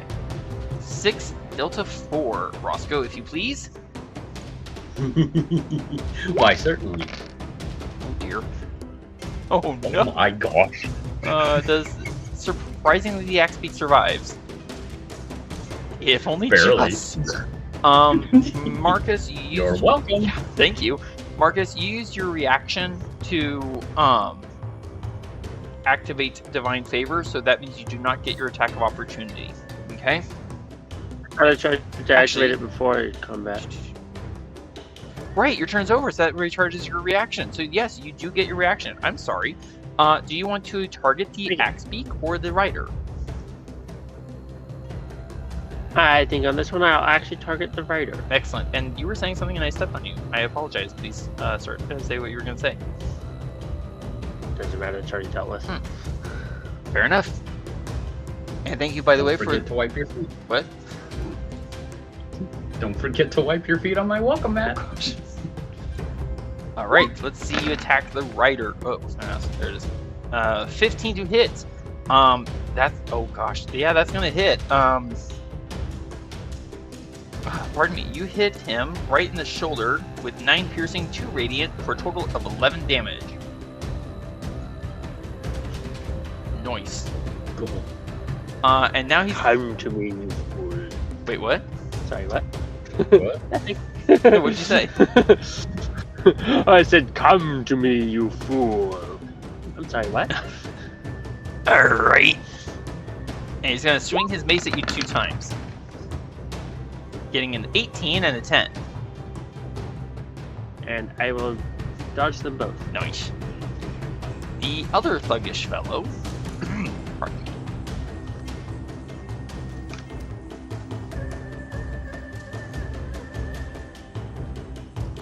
Let's see. 10, 20, 25, 30. There. All right, so 20, 25. 4 Delta 4, if you please, Roscoe. Hmm?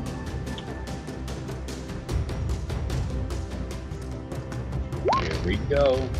Sweet. Ouch! Ouch! Ouch!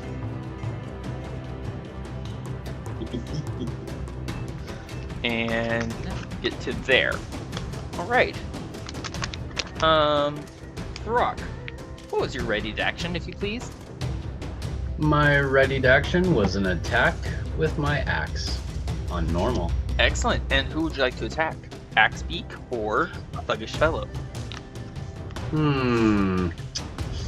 Well, this is a little tough. Eeny, meeny, miny, moe. Catch the toe. If he hollers, I don't think so. I'll take the axe beak. All right. You need the attack on the Axe Beak. Here we go. Making sure it's on normal. Yes, it is. Okay, now we attack. A 17 to hit. The Axe Beak is going to hit and kill the Axe Beak for 9 damage. An axe on an axe beak. Dun, dun, dun. Who knew? Done. And the rider is gonna have to make a dex save. Can he stick the landing? Can he stick the landing? He sticks the landing. No. He is somewhat startled to find himself suddenly on his feet. Oi! That was my best mate! And he's gonna swing at you twice, Throk. Oh, there's a nat 1. That misses. And a 9. He is too upset to think clearly and just swings randomly. I'm sorry. Right. The heavily armored Throk, you are so painfully polite. man looks around at the 2 deaths already and everything else going on. Pulls out. Ow. I was gonna say he was gonna do something, and I suddenly remembered he doesn't have that, so he cannot do that. Are you going to run away? Disengage? What's there to disengage from? Me. Oh, I'm not talking about this fellow. Oh. You're talking about the other fellow. Yeah. Okay. 10, 20, 30. Roll me 6 Delta 4. Roscoe. 1, 2, 3, 4, 5. You're so happy with that. Ouch. Ouch. Oh gosh, where did my screen go? Take it! The Axe Beak takes that, yes. Let's see. That was 30 feet.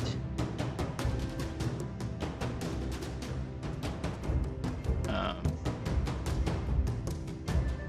10 more feet, so that's 40. Another 2 Delta 4, if you please.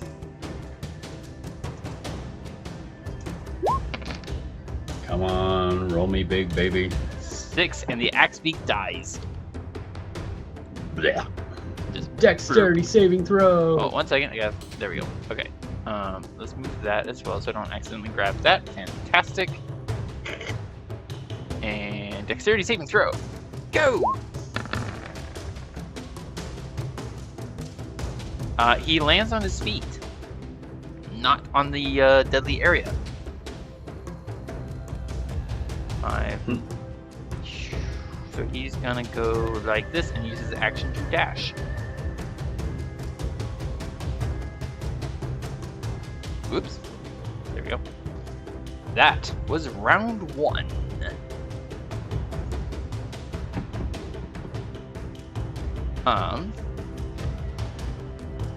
Let me see here.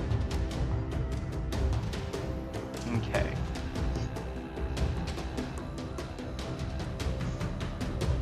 Roscoe. The tent flap opens behind you. You hear a wailing infant's cry. I need to do this. There we go.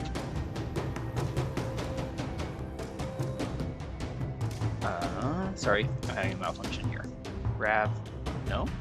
Oh, I'm on the wrong layer. That's why I'm having a problem. Layla and Rain both come out of the tent. Layla is holding a cloth-wrapped bundle. I assume you turn to look, at least a little bit. Yes. What is your passive perception again, please? 13. Layla and Rain are both smiling quite proudly. There are... You're not sure exactly at first what you're seeing, but from the little cloth bundle that Layla is holding are a pair of tiny, soot black, pointed horns.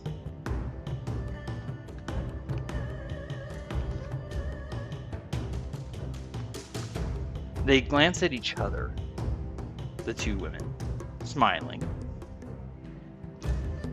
Rain pulls out of her tunic a red glowing crystal and uses her action to toss it to the ground, not too far from you. It hits the ground and with a thunderous crack explodes into a ring of red roaring fire. Jeez. Spilling out from the midst of this portal come a small horde of nightmarish figures. One looks to be like a gray-skinned donkey with wide bat-like ears, a short snout, and clawed front hands instead of hooves. Excuse me. Some look like that tiny little creature that was running alongside the orcish caster in the Temple of Malachim. Other creatures look like, if I can find a good picture. Here we go. They look vaguely humanoid with bulging legs, shriveled legs, a worthless arm, and an arm that ends in a bulbous mass of flesh. The fingers splayed uselessly about, but the palm spreading in a wide-toothed mouth. Most horrific of all come these extremely thin, long-tailed creatures running on their hind legs with goat heads and extremely wide horns. They come spilling out through the suddenly opened gate, laughing, shrieking, howling madly with glee and calling, "Archon! Archon! Archon! Archon!" As Rain turns, wrong thing. I'm just gonna put this to the map. There we go. And climbs up onto Storm's back, her horse. I should do this. What's going on? Come here. And do this. Now do this. There we go. Now, Roscoe. Oh, I should probably put these things out on the map. 1 second.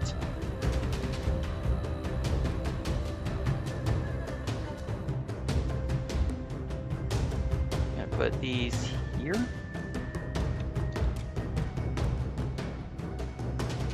I'm gonna put wrong button, this button.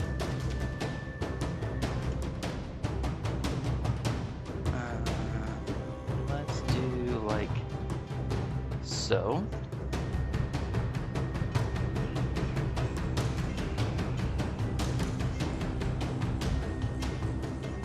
Excuse me. There we go.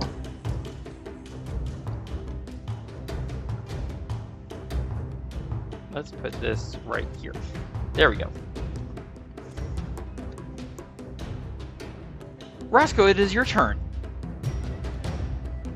What would you like to do? I don't know. I'm still trying to process everything that just now happened.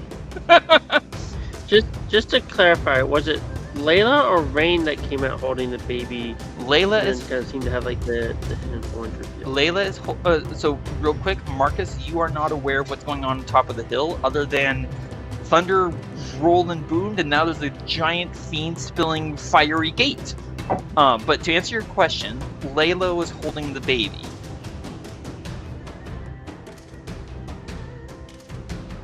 Rain was carrying the crystal and threw it. So I thought Rain was on our side. How come she threw a crystal and out come demons shouting out the villain who we're trying to hunt down? You can give me an insight check if you like, Roscoe. Okie dokie. Please do.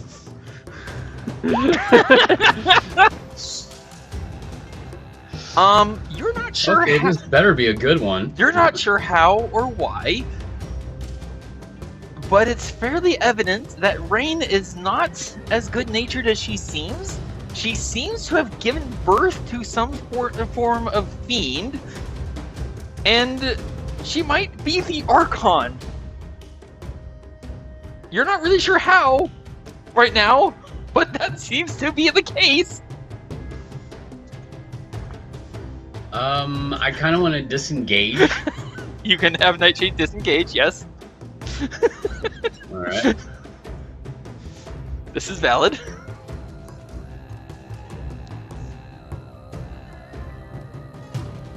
And just be right next to Layla. Well, over by Layla, Okay, more like. close to her. Or close to her, yes. Then I want to dismount Okay, from Nightshade. this ought to be good. Oh, I'm still there. And then I'm going to use my... Well, since I disengaged, does that count as an action? That counted as Nightshade's action, not yours. Nightshades. Okay, so now I want to use Wild Shape on Roscoe. Okay, what shape would you like? A wolf. Okay. Here we go. Wild shapes. I went right past the wolf. All right, let me real quick mark him as concentrating. Oh, did you want to warn your fellows that about what just happened right before you shape shift? Yes. Just warn them about, hey, something weird's going on, and I don't think a certain someone who says who she really is, or I don't know, but just be careful. And that was your action. Yes. All right.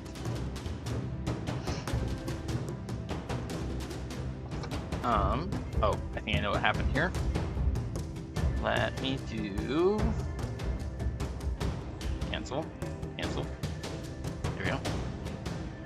So you are now Roscoe the Wolf. Anything else for you, Roscoe? Well, I'm just looking at it, and it says that this wolf has pack tactics. Indeed. Which is the wolf has advantage on attack rolls against a creature if at least one of the wolf's allies is within 5 feet of the creature and the ally isn't incapacitated. Got it. Why is it not showing up? Your permission to see. Let's save. Did it do it? The health bar for your wolf is not showing up. 1 second. Boop. And boop. Nope, still not showing up. Okay. We will proceed anyways. Alright, so Roscoe, you're now a wolf. And still concentrating on spike growth. And yes, there you go. You do have pack tactics. Throk, you hear your brother's howl of very great concern, and there's a big thing of fire behind you, and now there's fiends all about, and this day got very confusing. Yes, it is. Very. That's a nice way of putting it, I think.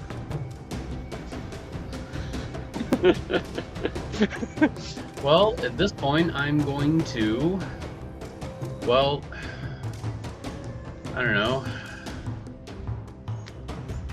Yeah, I'm really confused. I don't know what to do. Kill the things with the horns.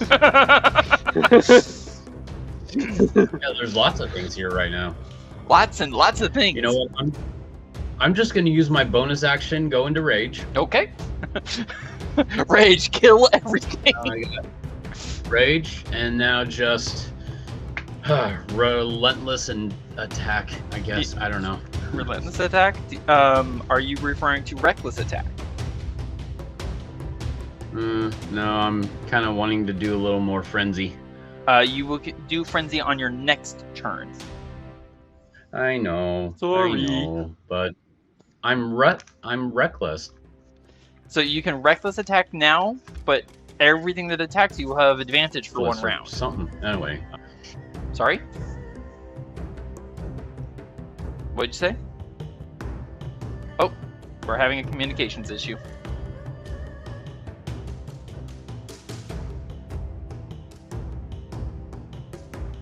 So to recap, you bonus action raged. You can reckless attack. You cannot use frenzy this turn because you used your bonus action already. Right. Ouch. But you do now have resistance to a lot of non-magical damage. Yes. That might be very important soon. Well, there's a whole bunch of magical creatures that just showed up, so I'm like, I need help. Rage! You still do have your action. You can use reckless attack to attack with advantage. However, doing so will make it so that everything that attacks you will have advantage until your next turn. So employ it cautiously. Will do. Okay, so there's my wolf for Roscoe. Alright. Put that off to the side so I can change that right here. There you go. Okay. Now I'm there, and now I gotta find myself on the map. Would you like a focus paint? Oh no, I'm here now. Oh, okay. So I guess I'm just going to attack the guy that's directly in front of me, because if I try running away from him, I'll provoke an opportunity of attack. You can have your horse disengage, and that would cause no attack of opportunity. Yeah, let me do just that. I'll disengage Okay. from that, and what I'll do is I'll come over here because I want to attack this guy. Alrighty. And Throk, you can still attack either at advantage or at normal. I will be attacking at advantage. Alrighty, reckless attack it is. Which means anything and everything that attacks you for the next round will have advantage. Let's put this out of the way. There we go. 22 to hit. Well, that'll hit. For 5 slashing and 2 rage for a total of 7 damage. And like I said, no frenzy this round. I am gonna put a little marker on you to indicate that you used advantage. I'm not sure what I'm going to use. Okay. You know what? I'm going to use this. Little wrench. Because you threw a wrench into his plans. Mount Mount. I like it. Thank you. Mount is controlled. Marcus. Things went suddenly very, very wrong and confusing. There's lots of fiends on the field now. What would you like to do? Also, we're in round 2. You have 8 rounds left of Divine Favor. Go ahead. I figure I may as well finish off what I can. I will stab back at this guy. Okay. You attack at normal.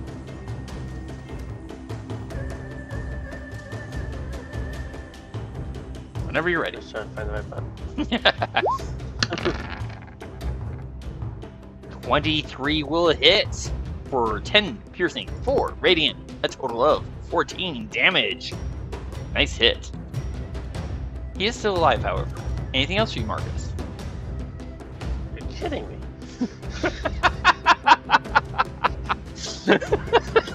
There's shock in your foot. You're kidding me. What?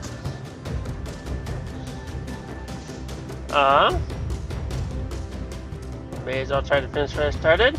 I will swing my spear around and try to hit him with the haft of it. All right, swing away. That'll hit. 6. I almost said 4 bludgeoning. My bad. 6 bludgeoning, 4 radiant. A total of 10 damage, and now death.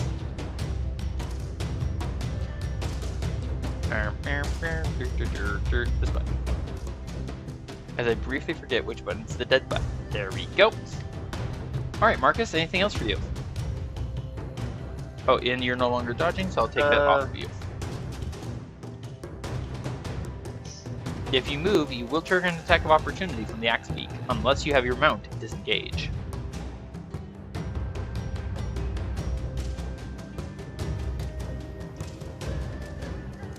I really don't know what the goal is anymore. Survive. I'll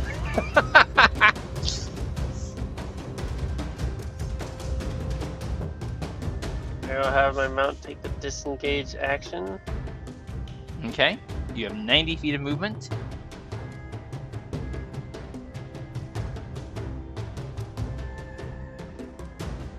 That's not what I wanted.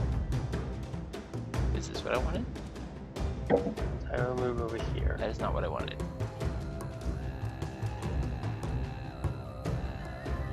I'm sorry? Oh, you're moving over there. Okay. Is this what I wanted? Actually, as I think about it, I'll move over here. Okay. Make that my turn. I'm sorry, what was that? And I'll make that my turn. Okay. And I'll call it to Tanner that we need to rally back to the mountain, to the hilltop. Rally together. Okay. Longstep is not under Tanner's control. It's Longstep is going to scream in fury and fear because there are fiends. So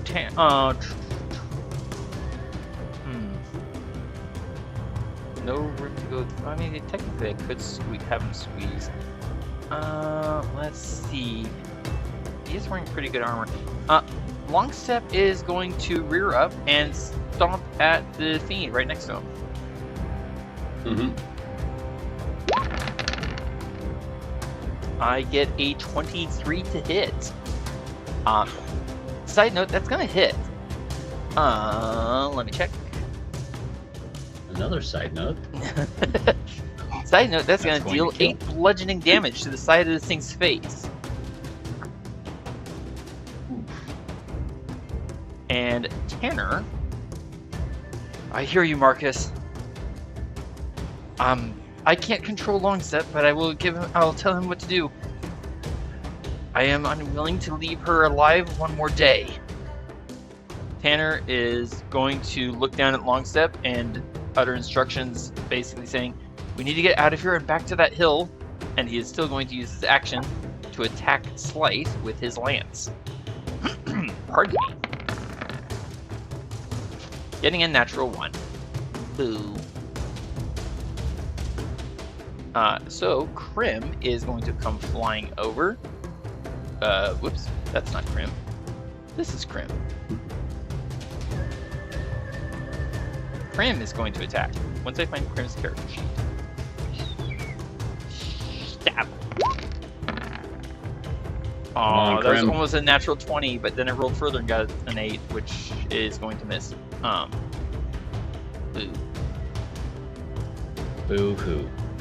And Krim cannot get pack tactics on Slythe because Slythe has a 10-foot weapon, the same as Tanner. Slythe is going to...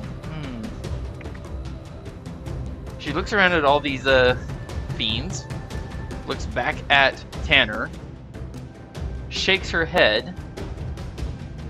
Nope, not this time. And she's gonna do... You know what? What's this one?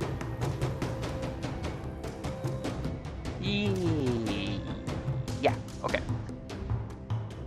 Let's do a...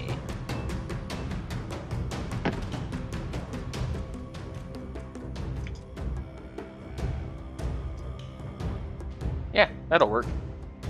Tanner and Longstep and the fiend that Longstep just stomped all need to make dexterity saving throws. A fiend that got stomped, that's awesome.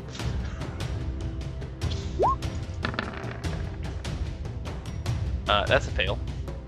Dexterity saving throw, go! That's a success. Nice. And Longstep.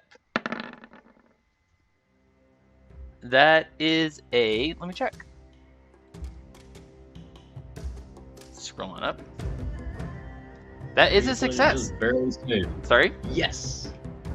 I was hoping that that was just barely a success. It's a little bit more than barely, as Slythe rears back her head, opens her mouth, and spews out a 15-foot cone of fire. Yeah. This guy's gonna take that much, and because Longstep and Tanner both succeeded, they're gonna take half damage. Oop, wrong button. This minus this. There we go. Oh, right. Character sheet. Temporary hit points. Ah, wrong button. There we go. I should use my inspiration points for my attack roll. Oops. So that was... Does she want to move anywhere? Not particularly, because she would have triggered an attack of opportunity from Krim and or Tanner. And the other thing. And well, she doesn't know about that. Yeah. That's why I asked. I know, but she is focused on... Oh, wait. Forgot something. That's right, because that, because this. Check. Alright, the uncontrolled axe beak gives a piercing whistling shriek, rolling 2 Delta 4, as he's going to give chase after Marcus and Mount, and probably will die for having taken that one step. He died. Literally twice what he had left. You rolled max on everything. Dead. He's like, it was totally worth it. This guy finds himself suddenly surrounded by fiends and is very freaked out. Let's see, where is he starting from? 5, 15. Oh, what do you know? 25. And he is gonna do this. He's going to attack you, Throk, with advantage, twice.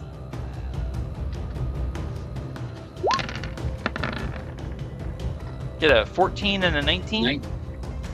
The 19 will hit, the 14 will miss. Okay, you're gonna take 4 points, thanks to Rage. Alrighty.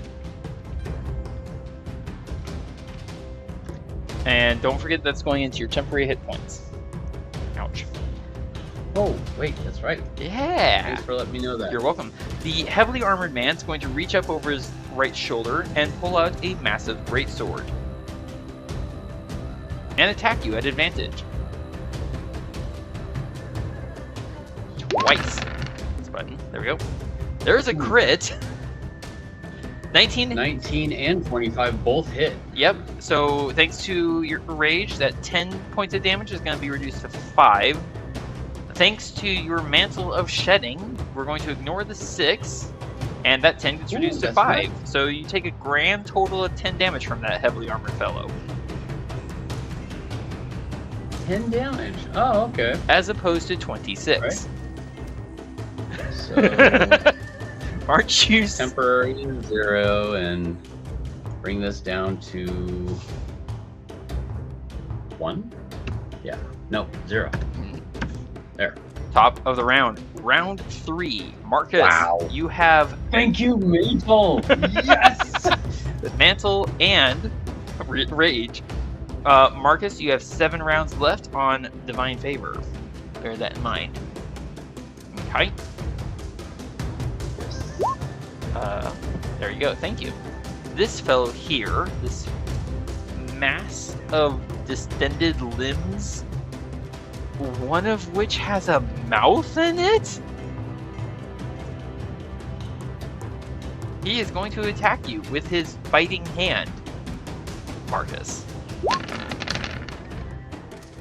I get 22 to hit. I think that failed. That failed because you equipped your shield. Oh, aren't you glad you have that? I catch him on my shield. Get in my mouth. No, really, get in my mouth. No, thank you. It says. Right. All right. Hold on, I think I had that set wrong. Sorry. Sorry, I accidentally had my Shield of Faith turned on when it was not supposed to be. That does hit. Okay, so that's going to be 11 points of damage. Did you eat a garlic bean? I did. Okay, I think we all did. Okay, so remember that goes into your temporary hit points, and I will need a Constitution saving throw to hold on to Divine Favor.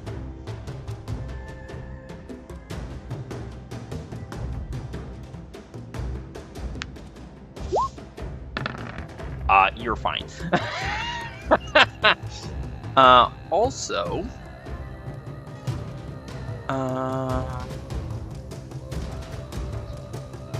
you are immune to disease, so I will not ask you to do this.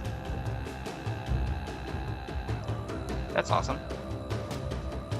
Alright, thank you, Marcus, for correcting that. Alright, this fellow here is burnt and stomped and is quite annoyed. So he is going to attack Longstep. With a bite. I get 23 against Longstep, whose armor class I believe is 18.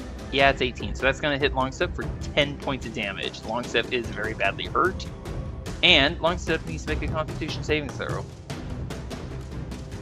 I think. Let me double check. Right after the button. Yes, Constitution saving throw, and he's fine. Longstep screams in pain. Ouch! This fellow here.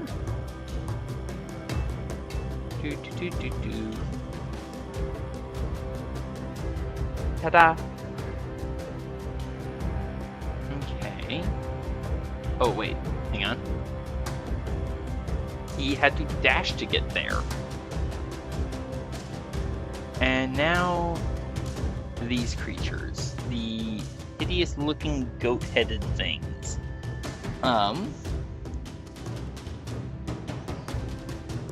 It's going to leap from where it's standing and land there.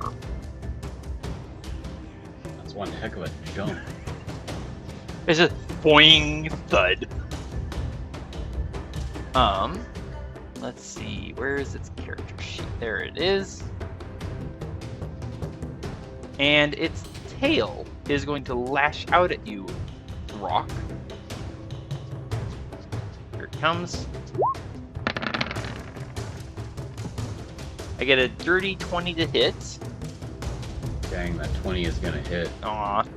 That 13, thanks to rage, wait. Is that no, that is not magical, so that's going to be reduced to 6 points, so you're only going to take 6 points. Okay. And I need a Constitution saving throw, Throk, against disease.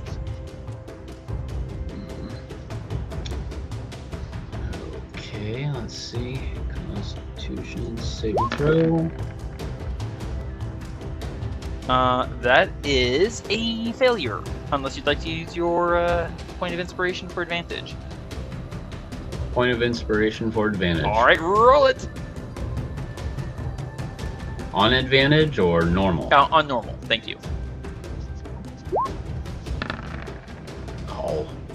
Oh, yes. Wow. You are not poisoned. Ooh. That's safe. All right, this fellow is going to, let's see, what's his movement speed? Okay. Going to leap. Oh, his movement's off, hang on. There. He's going to leap over here 20 feet. That would trigger an attack of opportunity from you, Marcus, if you wish to use it. Marcus? Sorry. Yes. All right, roll it. There you go. Where I am? There I am. Fair enough. Sorry. I was trying to check because I thought it was muted. That hits. 5 piercing and 3 radiant for a total of 8 damage. And then he's going to leap another 20 feet. Sorry, 15 feet. He will land in some needly area. So, can I have 2 Delta 4, please? For Roscoe. Ooh, 2 Delta 4. I hear you calling my name. And he is gonna take 3 more points of damage.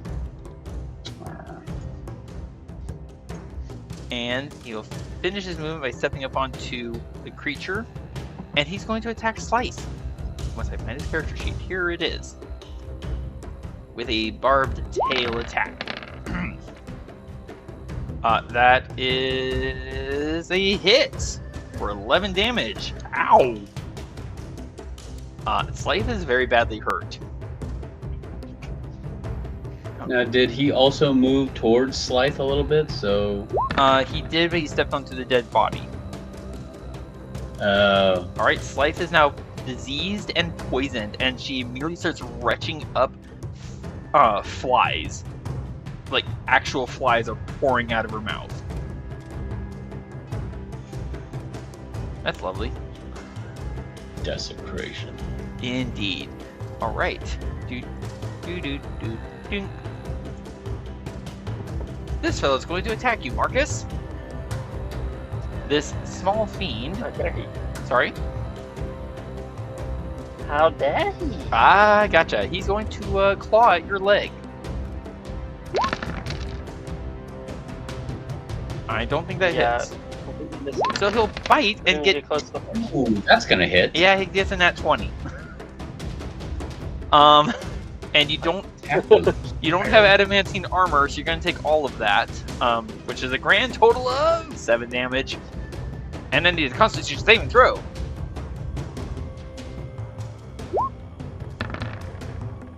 Uh-oh. Oh. Divine favor goes away. Can I throw inspiration on that? You can. Roll it at normal. There you go. Hey! Don't forget to burn your point of inspiration. You maintain concentration by the fairest of luck. The fairest. I lost my mouse. There it is. Alright, this... They really do tend to squeak away from you. Yeah, I know. Rude. If he shall bite me, then I am Mickey Mouse!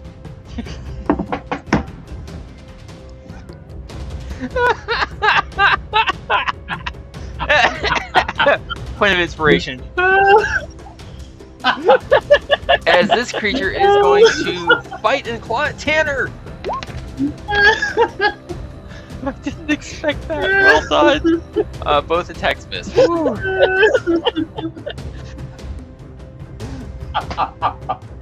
Nightshade. Claws and bites on Nightshade. I get a 21 and an 8. Oh, I'm pretty sure the 21 hits. Yeah, Nightshade's gonna take 4 slashing damage. Marcus, did you make sure that you added that point of inspiration? I did. Awesome. Thank you. Nightshade, there we go. Alright. And Roscoe. Hi. Bite and claws. Yeah, armor class is a 14, so... Yeah. yeah. I get an 11 and a 21 to hit Roscoe the Wolf. Which your armor class is 13, so the 11 misses, but the 21 hits. And the wolf is gonna. I'll mark it for you because I know you have issues with it. -3. And Roscoe, I need a Constitution saving throw as Roscoe Wolf form to hold on to spike growth. Okay. Probably gonna lose it on this one. We'll find out. I need a 10 or higher.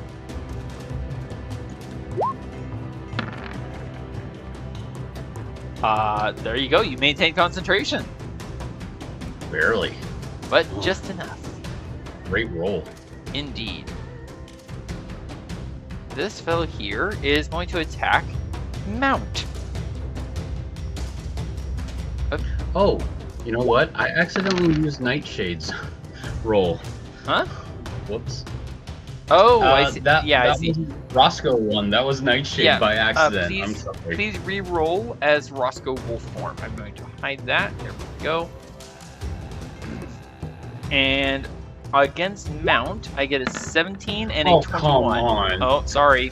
2? Yeah, spike growth goes away. No! That's not fair. That is not fair. All right, so spike growth is 21 gone. will hit.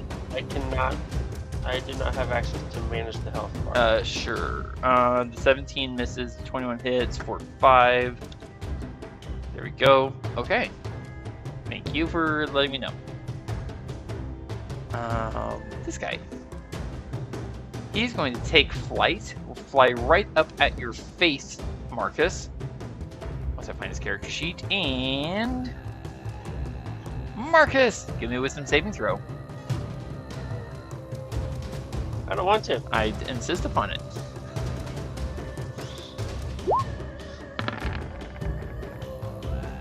Marcus, you are frightened. Or would you like to use your point of inspiration for advantage? Second. Let's do this actually.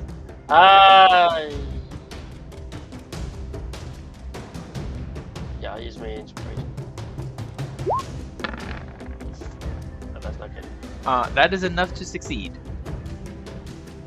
Oh, indeed. And this guy actually can. I thought I was gonna get scared of it, someone. Yeah, he can definitely do that. Throk, wisdom saving throw, please. Does rage help you with that? I don't think so.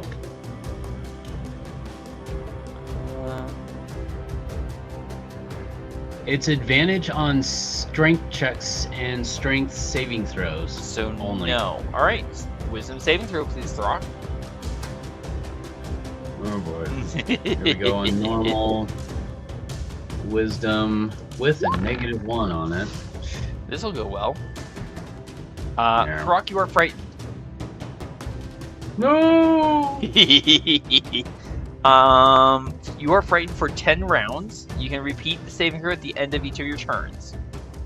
With disadvantage, as long as that thing is in sight. Cool? Sure, I guess. Why not? Alright, and Roscoe the Wolf. Hi there. Can't do... Wait, can he do that? No, he has to be... Oh, wait. Nope, I'm reading the wrong thing. He's going to claw you, Roscoe the Wolf. Yeah. Getting a 10 to hit. Nope. Your armor class is a I'm in 13. 13. Nightshade is not... Sorry. Yep. Oh, you were going to say something, Roscoe. No, I was just saying, oh, sorry, pal. Rain calls from the back of Storm. Thanks for the horseshoes, Throk. Rot and die! As she gallops away. Oh. Now I just feel betrayed. Sorry, having a malfunction again. Okay, sorry. There we go. All right, Roscoe the wolf. You see Layla here holding the little baby. Yeah, the baby with definitive horns. Layla sprouts wings from her back.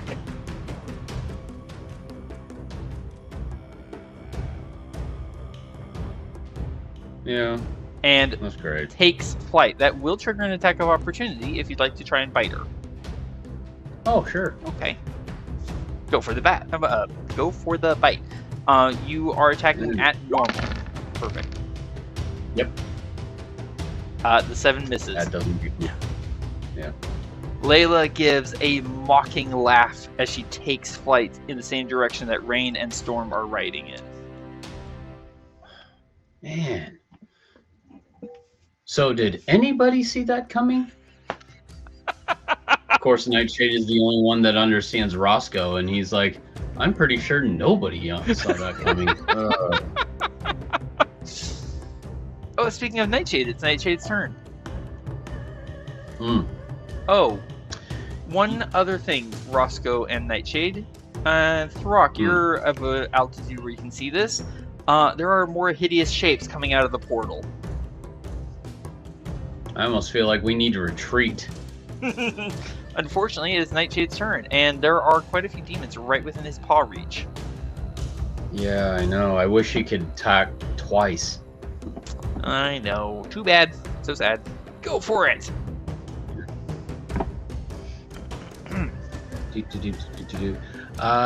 Let's see. I think I want him to attack this guy right here. The one in the middle? Yeah. Cool. Go for it. Alright, he is gonna go and... Let's see. I think I want him to bite him. Alright, go for it. Oh, that'll hit for 5 damage. Sweet. Checking. I am sorry, it's not 5 damage. It is 3 damage. Roscoe would recall. These things are rather resistant to ordinary damage. There we go. Okay. So he only took 3 damage. Mm-hmm. Oh well. Alright, Crow is controlled. Roscoe the wolf, it is your turn. Alright, I'm gonna attack the same one. You have pack tactics, advantage on the attack. Alright. Let's pull that one away. Advantage. And bite. Oh, my neck. Well, what? That's not great. I don't think I ever want to pick the wolf again. Jeez. Yeah, not very good. I'm very sorry. That is gonna miss. Sorry. Oh man. All right, Throk. This is your new turn, so you have not used reckless attack yet. You can. No, but you can now frenzy. That's true. Except, I need from you something, sir. Wisdom saving throw? That'll be at the end of your turn. First, Okay. Actually, you are correct. I need a wisdom saving throw. Oh, at disadvantage, I'm guessing, right? You are currently frightened, I believe. I can reach. Yay. Sorry, I have to stretch really far.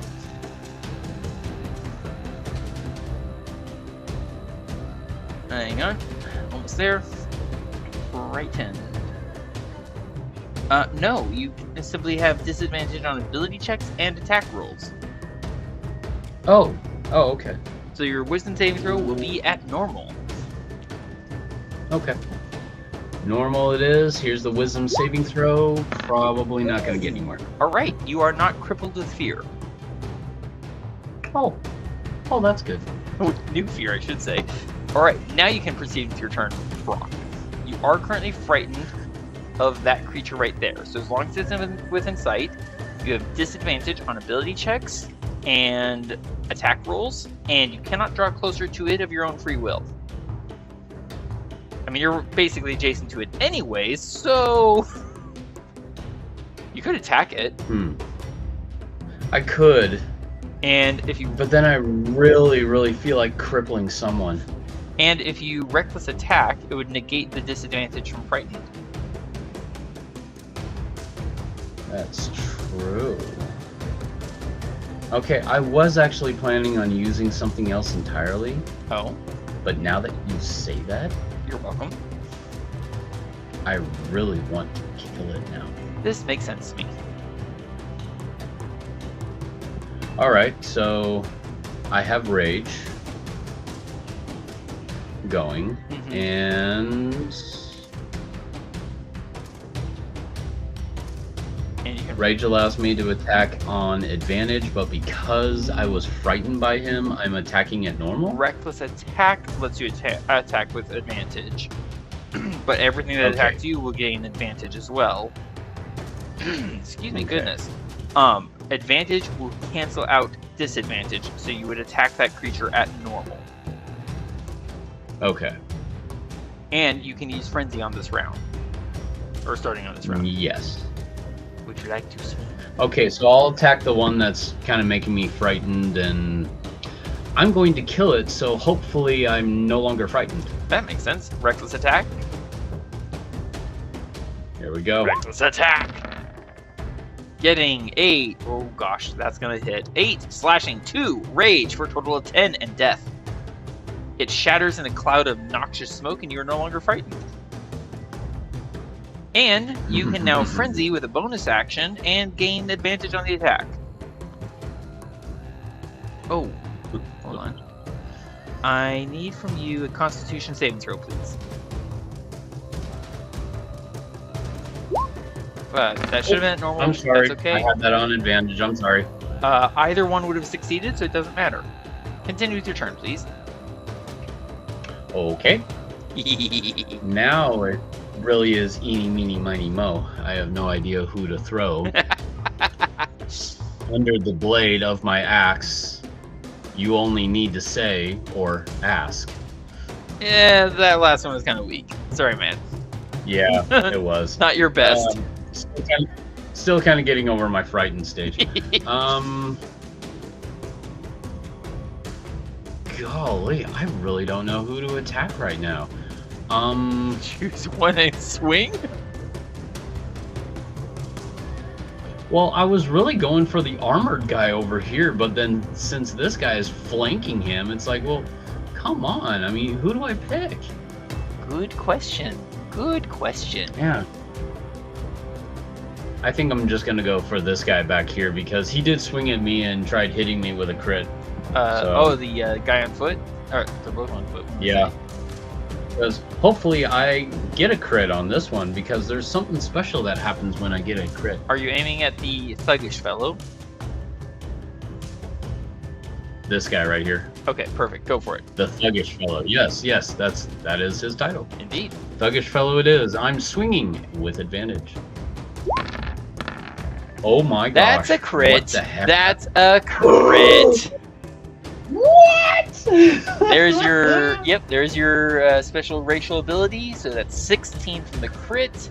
Plus 2 is 18 plus from rage, and then plus 5 from your battle axe. So 18 becomes 23 damage from frenzy. Look at that health bar. He was fully healthy when that happened. Anything else for you, Throk? For example, you can have your. So now you really wish that you had a mantle of shedding, armor and whatever. He's just like reeling from that blow. Like, I have no idea what you just said. I hurt. You can have Crow disengage and move.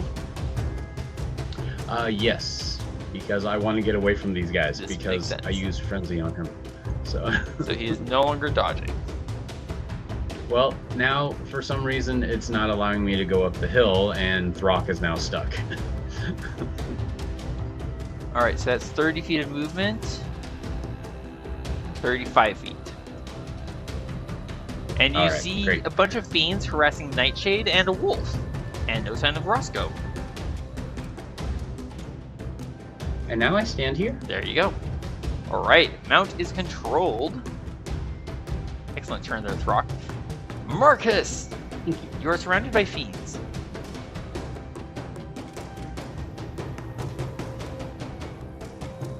I'm gonna call out to Tanner, and I'm gonna say, "This game's over, Tanner. We need to regroup." And I'll attack this creature here. Okay. You are attacking at disadvantage because of fear. Oh, wait, no, wait, you succeeded on that. I'm sorry. My bad. Forget it said that. I was trying to think through that. I was the one that failed. Yes. I forgot. My bad. You attack at normal.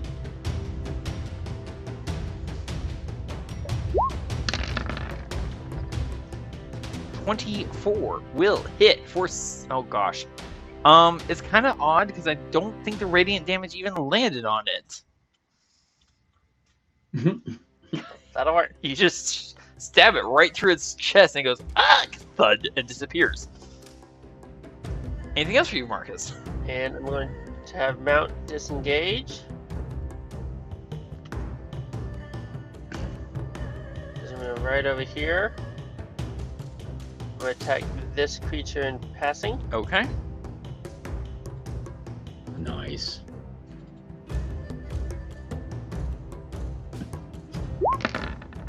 And yeah, finish him off. That's 6 bludgeoning, Okay, 1 let's go with radiant for a total of 7.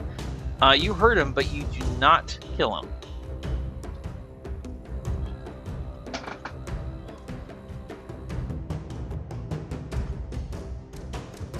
How much movement was that again? Oh, good question. 25. Whoops. Robot. Make that 30 because you entered into difficult, relatively difficult terrain, the slippery hill. Yes. Oh, that's always pleasant. Hey, oh, I'm so sorry. Marcus, please give me. Don't need that. Go away. I need from you, sir, a Wisdom saving throw and a Constitution saving throw. Not because you got hit. These are other things that are happening.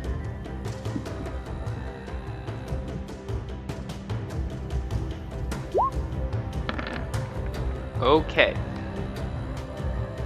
The Wisdom saving throw is not going to badly affect you specifically because you are crippled with fear, but you're relying on your mount for movement. Oh, crud. I need mount to give me a Wisdom saving throw. I should have had Crow do it, and I forgot. My bad. Sorry. Crow, I need a wisdom saving throw from mount. Okay. So let's do this. Sorry, 1 second. So +7. Ooh, nice. Alright. So Mount failed his wisdom saving throw, which means he is restrained. Sorry, I'm dealing with some with creatures I've never used before, so I'm slightly missing some of the rules. I apologize. That's okay. However, he is not subjected to the rotting condition because he succeeded on. Wait, that's correct. I'm sorry. Yes. Can I also have Mount give me a Constitution saving throw?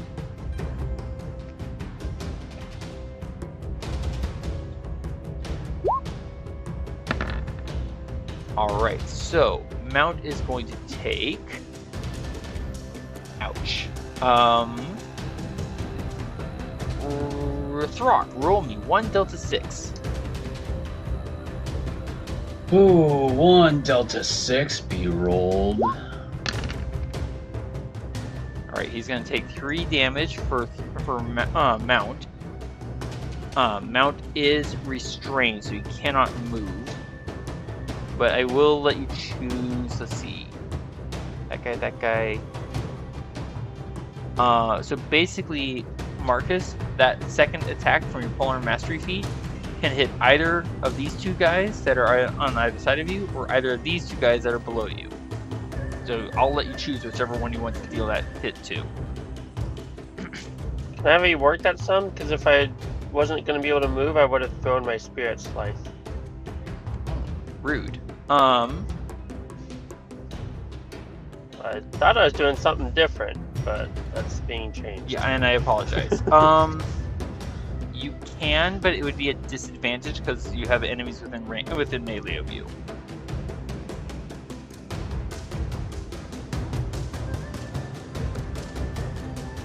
Does that make sense? Yeah. Okay. So Mount is restrained. Marcus, you are restrained, and Throk, can I have you roll me another 1 Delta 6 from Marcus, please? Oh, rolling. Thank you.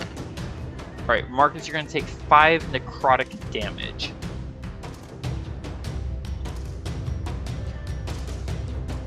Yes, okay. Wait, what? You're going to take 5 necrotic damage for that one, for your failed Constitution saving throw. Again, I apologize. I'm using monsters I've never used before. I had meant to review them more carefully, and well, life. Sorry. Yeah. So I'm gonna basically, it's just kind of like this, like this thing. I'm gonna basically throw my spear at Slice, then I'll pull out another one and bonus action attack that creature with it. Oh, you're using your main action. That's Okay.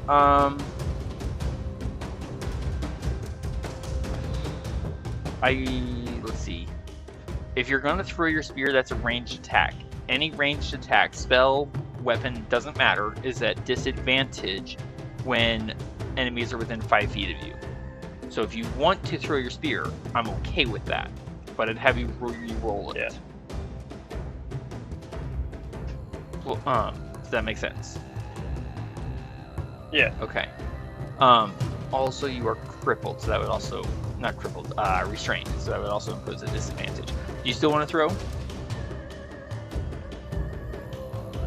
I guess? I'm confused at this point. You have multiple sources of disadvantage.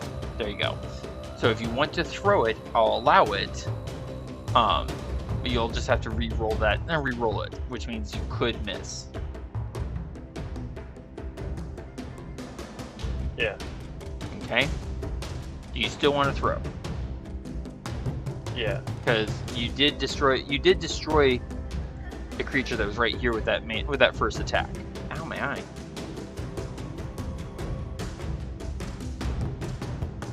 Yeah, I guess I was hoping to basically treat that as a bonus action attack. No, you did that with your first I don't attack, know. which was the stab, the 24 that hit. So if you let your attacks go melee as originally planned, you will hit any one of the 4 creatures with your polearm mastery feat. Any of these. Okay.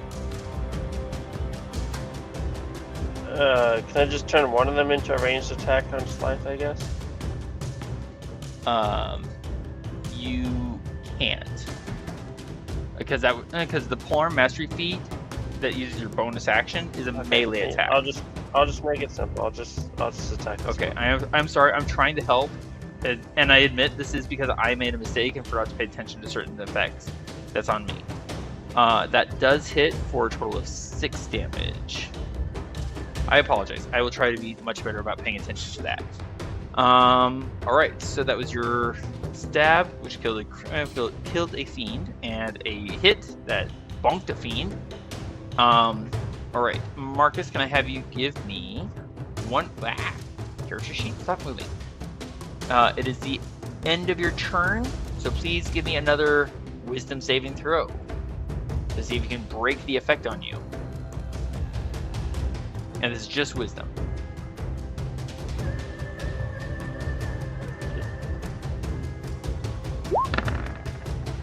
You break the effect. You are no longer restrained.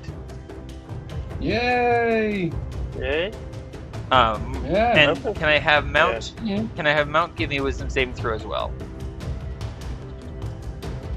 To see if he will be restrained. I gotta check the DC. Mount is still restrained, so Mount cannot move. Okay? You can move, you can on your next turn, you can dismount if you so wish.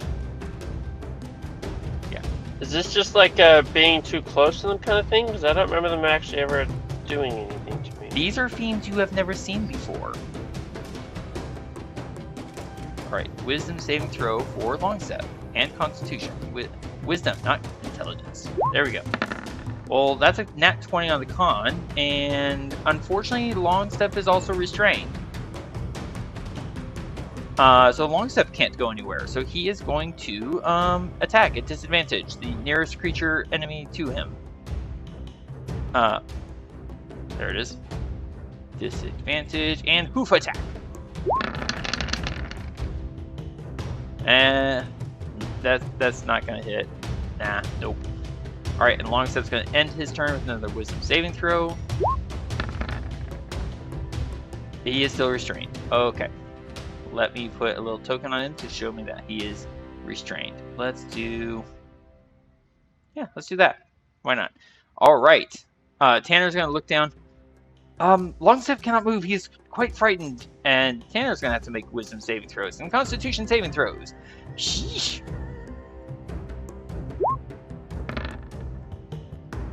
Alright. Tanner is restrained with fear. However, he succeeds on the Constitution saving throw. Tanner is going to use his point of inspiration to negate disadvantage, and he is going to use his lance to stab at Slythe. Must take her down. A 14. That hits for 13 damage. And death to Slythe. No way! She is left with -2 hit points. Whoa. Tanner just stands up in his stirrups, pierces her through the chest and out the spine, and stares in shock as he suddenly realizes he just avenged his sister. And now he has to make a wisdom saving throw to see if he's still restrained. He is still restrained. He is still restrained and frightened. Alright. Krim now needs to make a wisdom saving throw and a constitution saving throw. He is not restrained. And I gotta check that. DC. Okay. Marcus, roll me 1 Delta 6, please. 1d6. Please and thank you. Why is that at the wrong value? Okay, so that's gonna be 2. Oh, that's not at the wrong value. My bad. Okay, that's gonna be 2 points of damage to Krim. He is not frightened, thank goodness. And he is still in attack mode. And he sees that Tanner and Longstep seem to be stuck and did hear what Tanner was saying. So he's going to fly up and over this guy here and attack, now with pack tactics and advantage. Yeah, Krim feels good about this. Critical hit! Oh man! For 7 points of damage on the fiend. Krim, good grief. Alright, the thuggish fellow needs to make a wisdom saving throw and constitution saving throw, as he finds himself suddenly confronted with a couple of fiends. This is not a great day for him. Con and wisdom. The con is a success, so he's not going to take damage. The wisdom, however, is a fail, and he is now stuck in place, and he is restrained, and he is terrified, and he smells slightly of yucky urine. Oh wait, I'm going to use this token. There it is. Sorry? Yes. In utter panic, he is going to attack the nearest creature to him at disadvantage because he's frightened. Boop. And swing. Not me. A 9 and a 22 with disadvantage. Just smashes it for 6 damage. Smashing. Smashing hit, sir. A wisdom saving throw at the end of his turn to see if he can get out of being restrained. Yeah. Let me check. That is a success. He's no longer restrained. Confusing day. For all involved. Okay, and this guy has advantage for the wisdom. Normal for the con. Alright, he is not restrained and he is not taking damage. Heavily armored man is simply going to step here, and attack. Once I find his character sheet. You all hear him yell, "Get a hold of yourself, man!" as he takes 2 swings against that fiend. 15 and 23. Yeah, those both hit for a total of 21 damage. Top of the round, there are more fiends. Some of them look like gargantuan gorillas with red fur and massive fists that look like they could batter down gates. Some of them have multiple arms. Some of them look to have whips for tails, for arms, for legs. Some look to be made out of bone. They are massive, hideous creatures. This looks like, it looks like we're gonna die here. When, as the first one is trying to worm his way up through the portal, Throk, Marcus, Tanner, and Roscoe, you can all see, as from above, the sky seems to split open. A bronze-skinned figure with feathered wings drops through the crack in the sky, floats down like a bolt of thunder, and slams against the portal, pushing down the creatures trying to come up from within. The great figure looks at the rest of all of you, and in your minds you hear, "Keep fighting. I will hold the gate."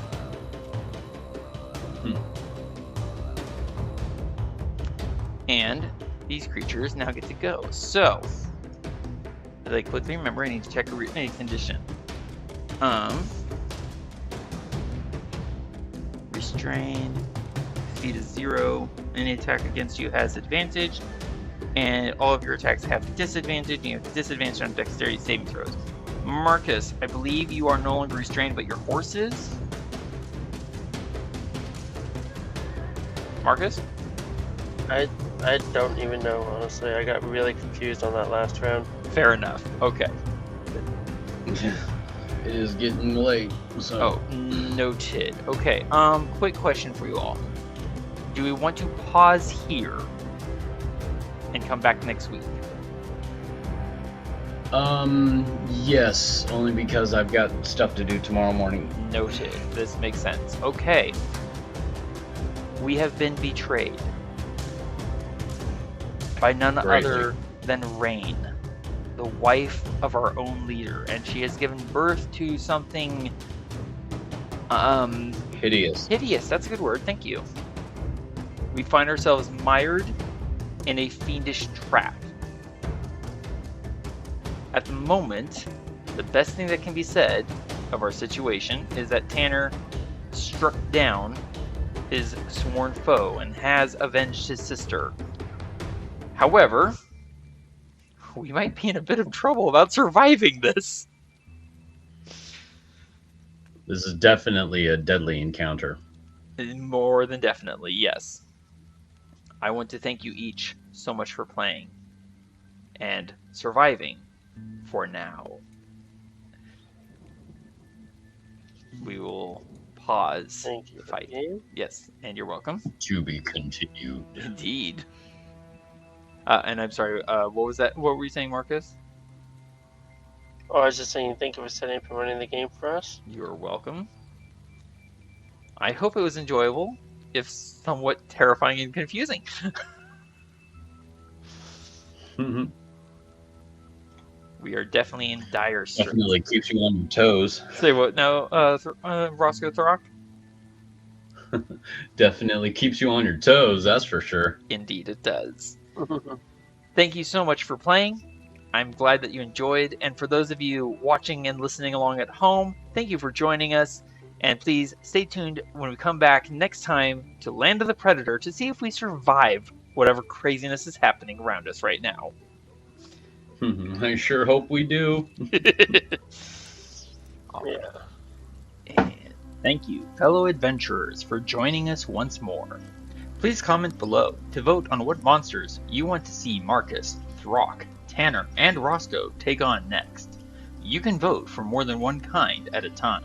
Blink Dog, Brown Bear, Dretch, Dryad, Giant Owl, Swarm of Ravens, Violet Fungus. Shout out and thanks to Hannah for our wonderful character art. If you want to see other examples of Hannah's work, check out her Instagram at HannahWolf224. And if you want to reach out for character art of your own, her email is wildarts22@gmail.com. The music you are listening to is from Tabletop Audio, free music tracks to enhance your gaming experience. Thank you for watching, and I hope we'll see you again next week.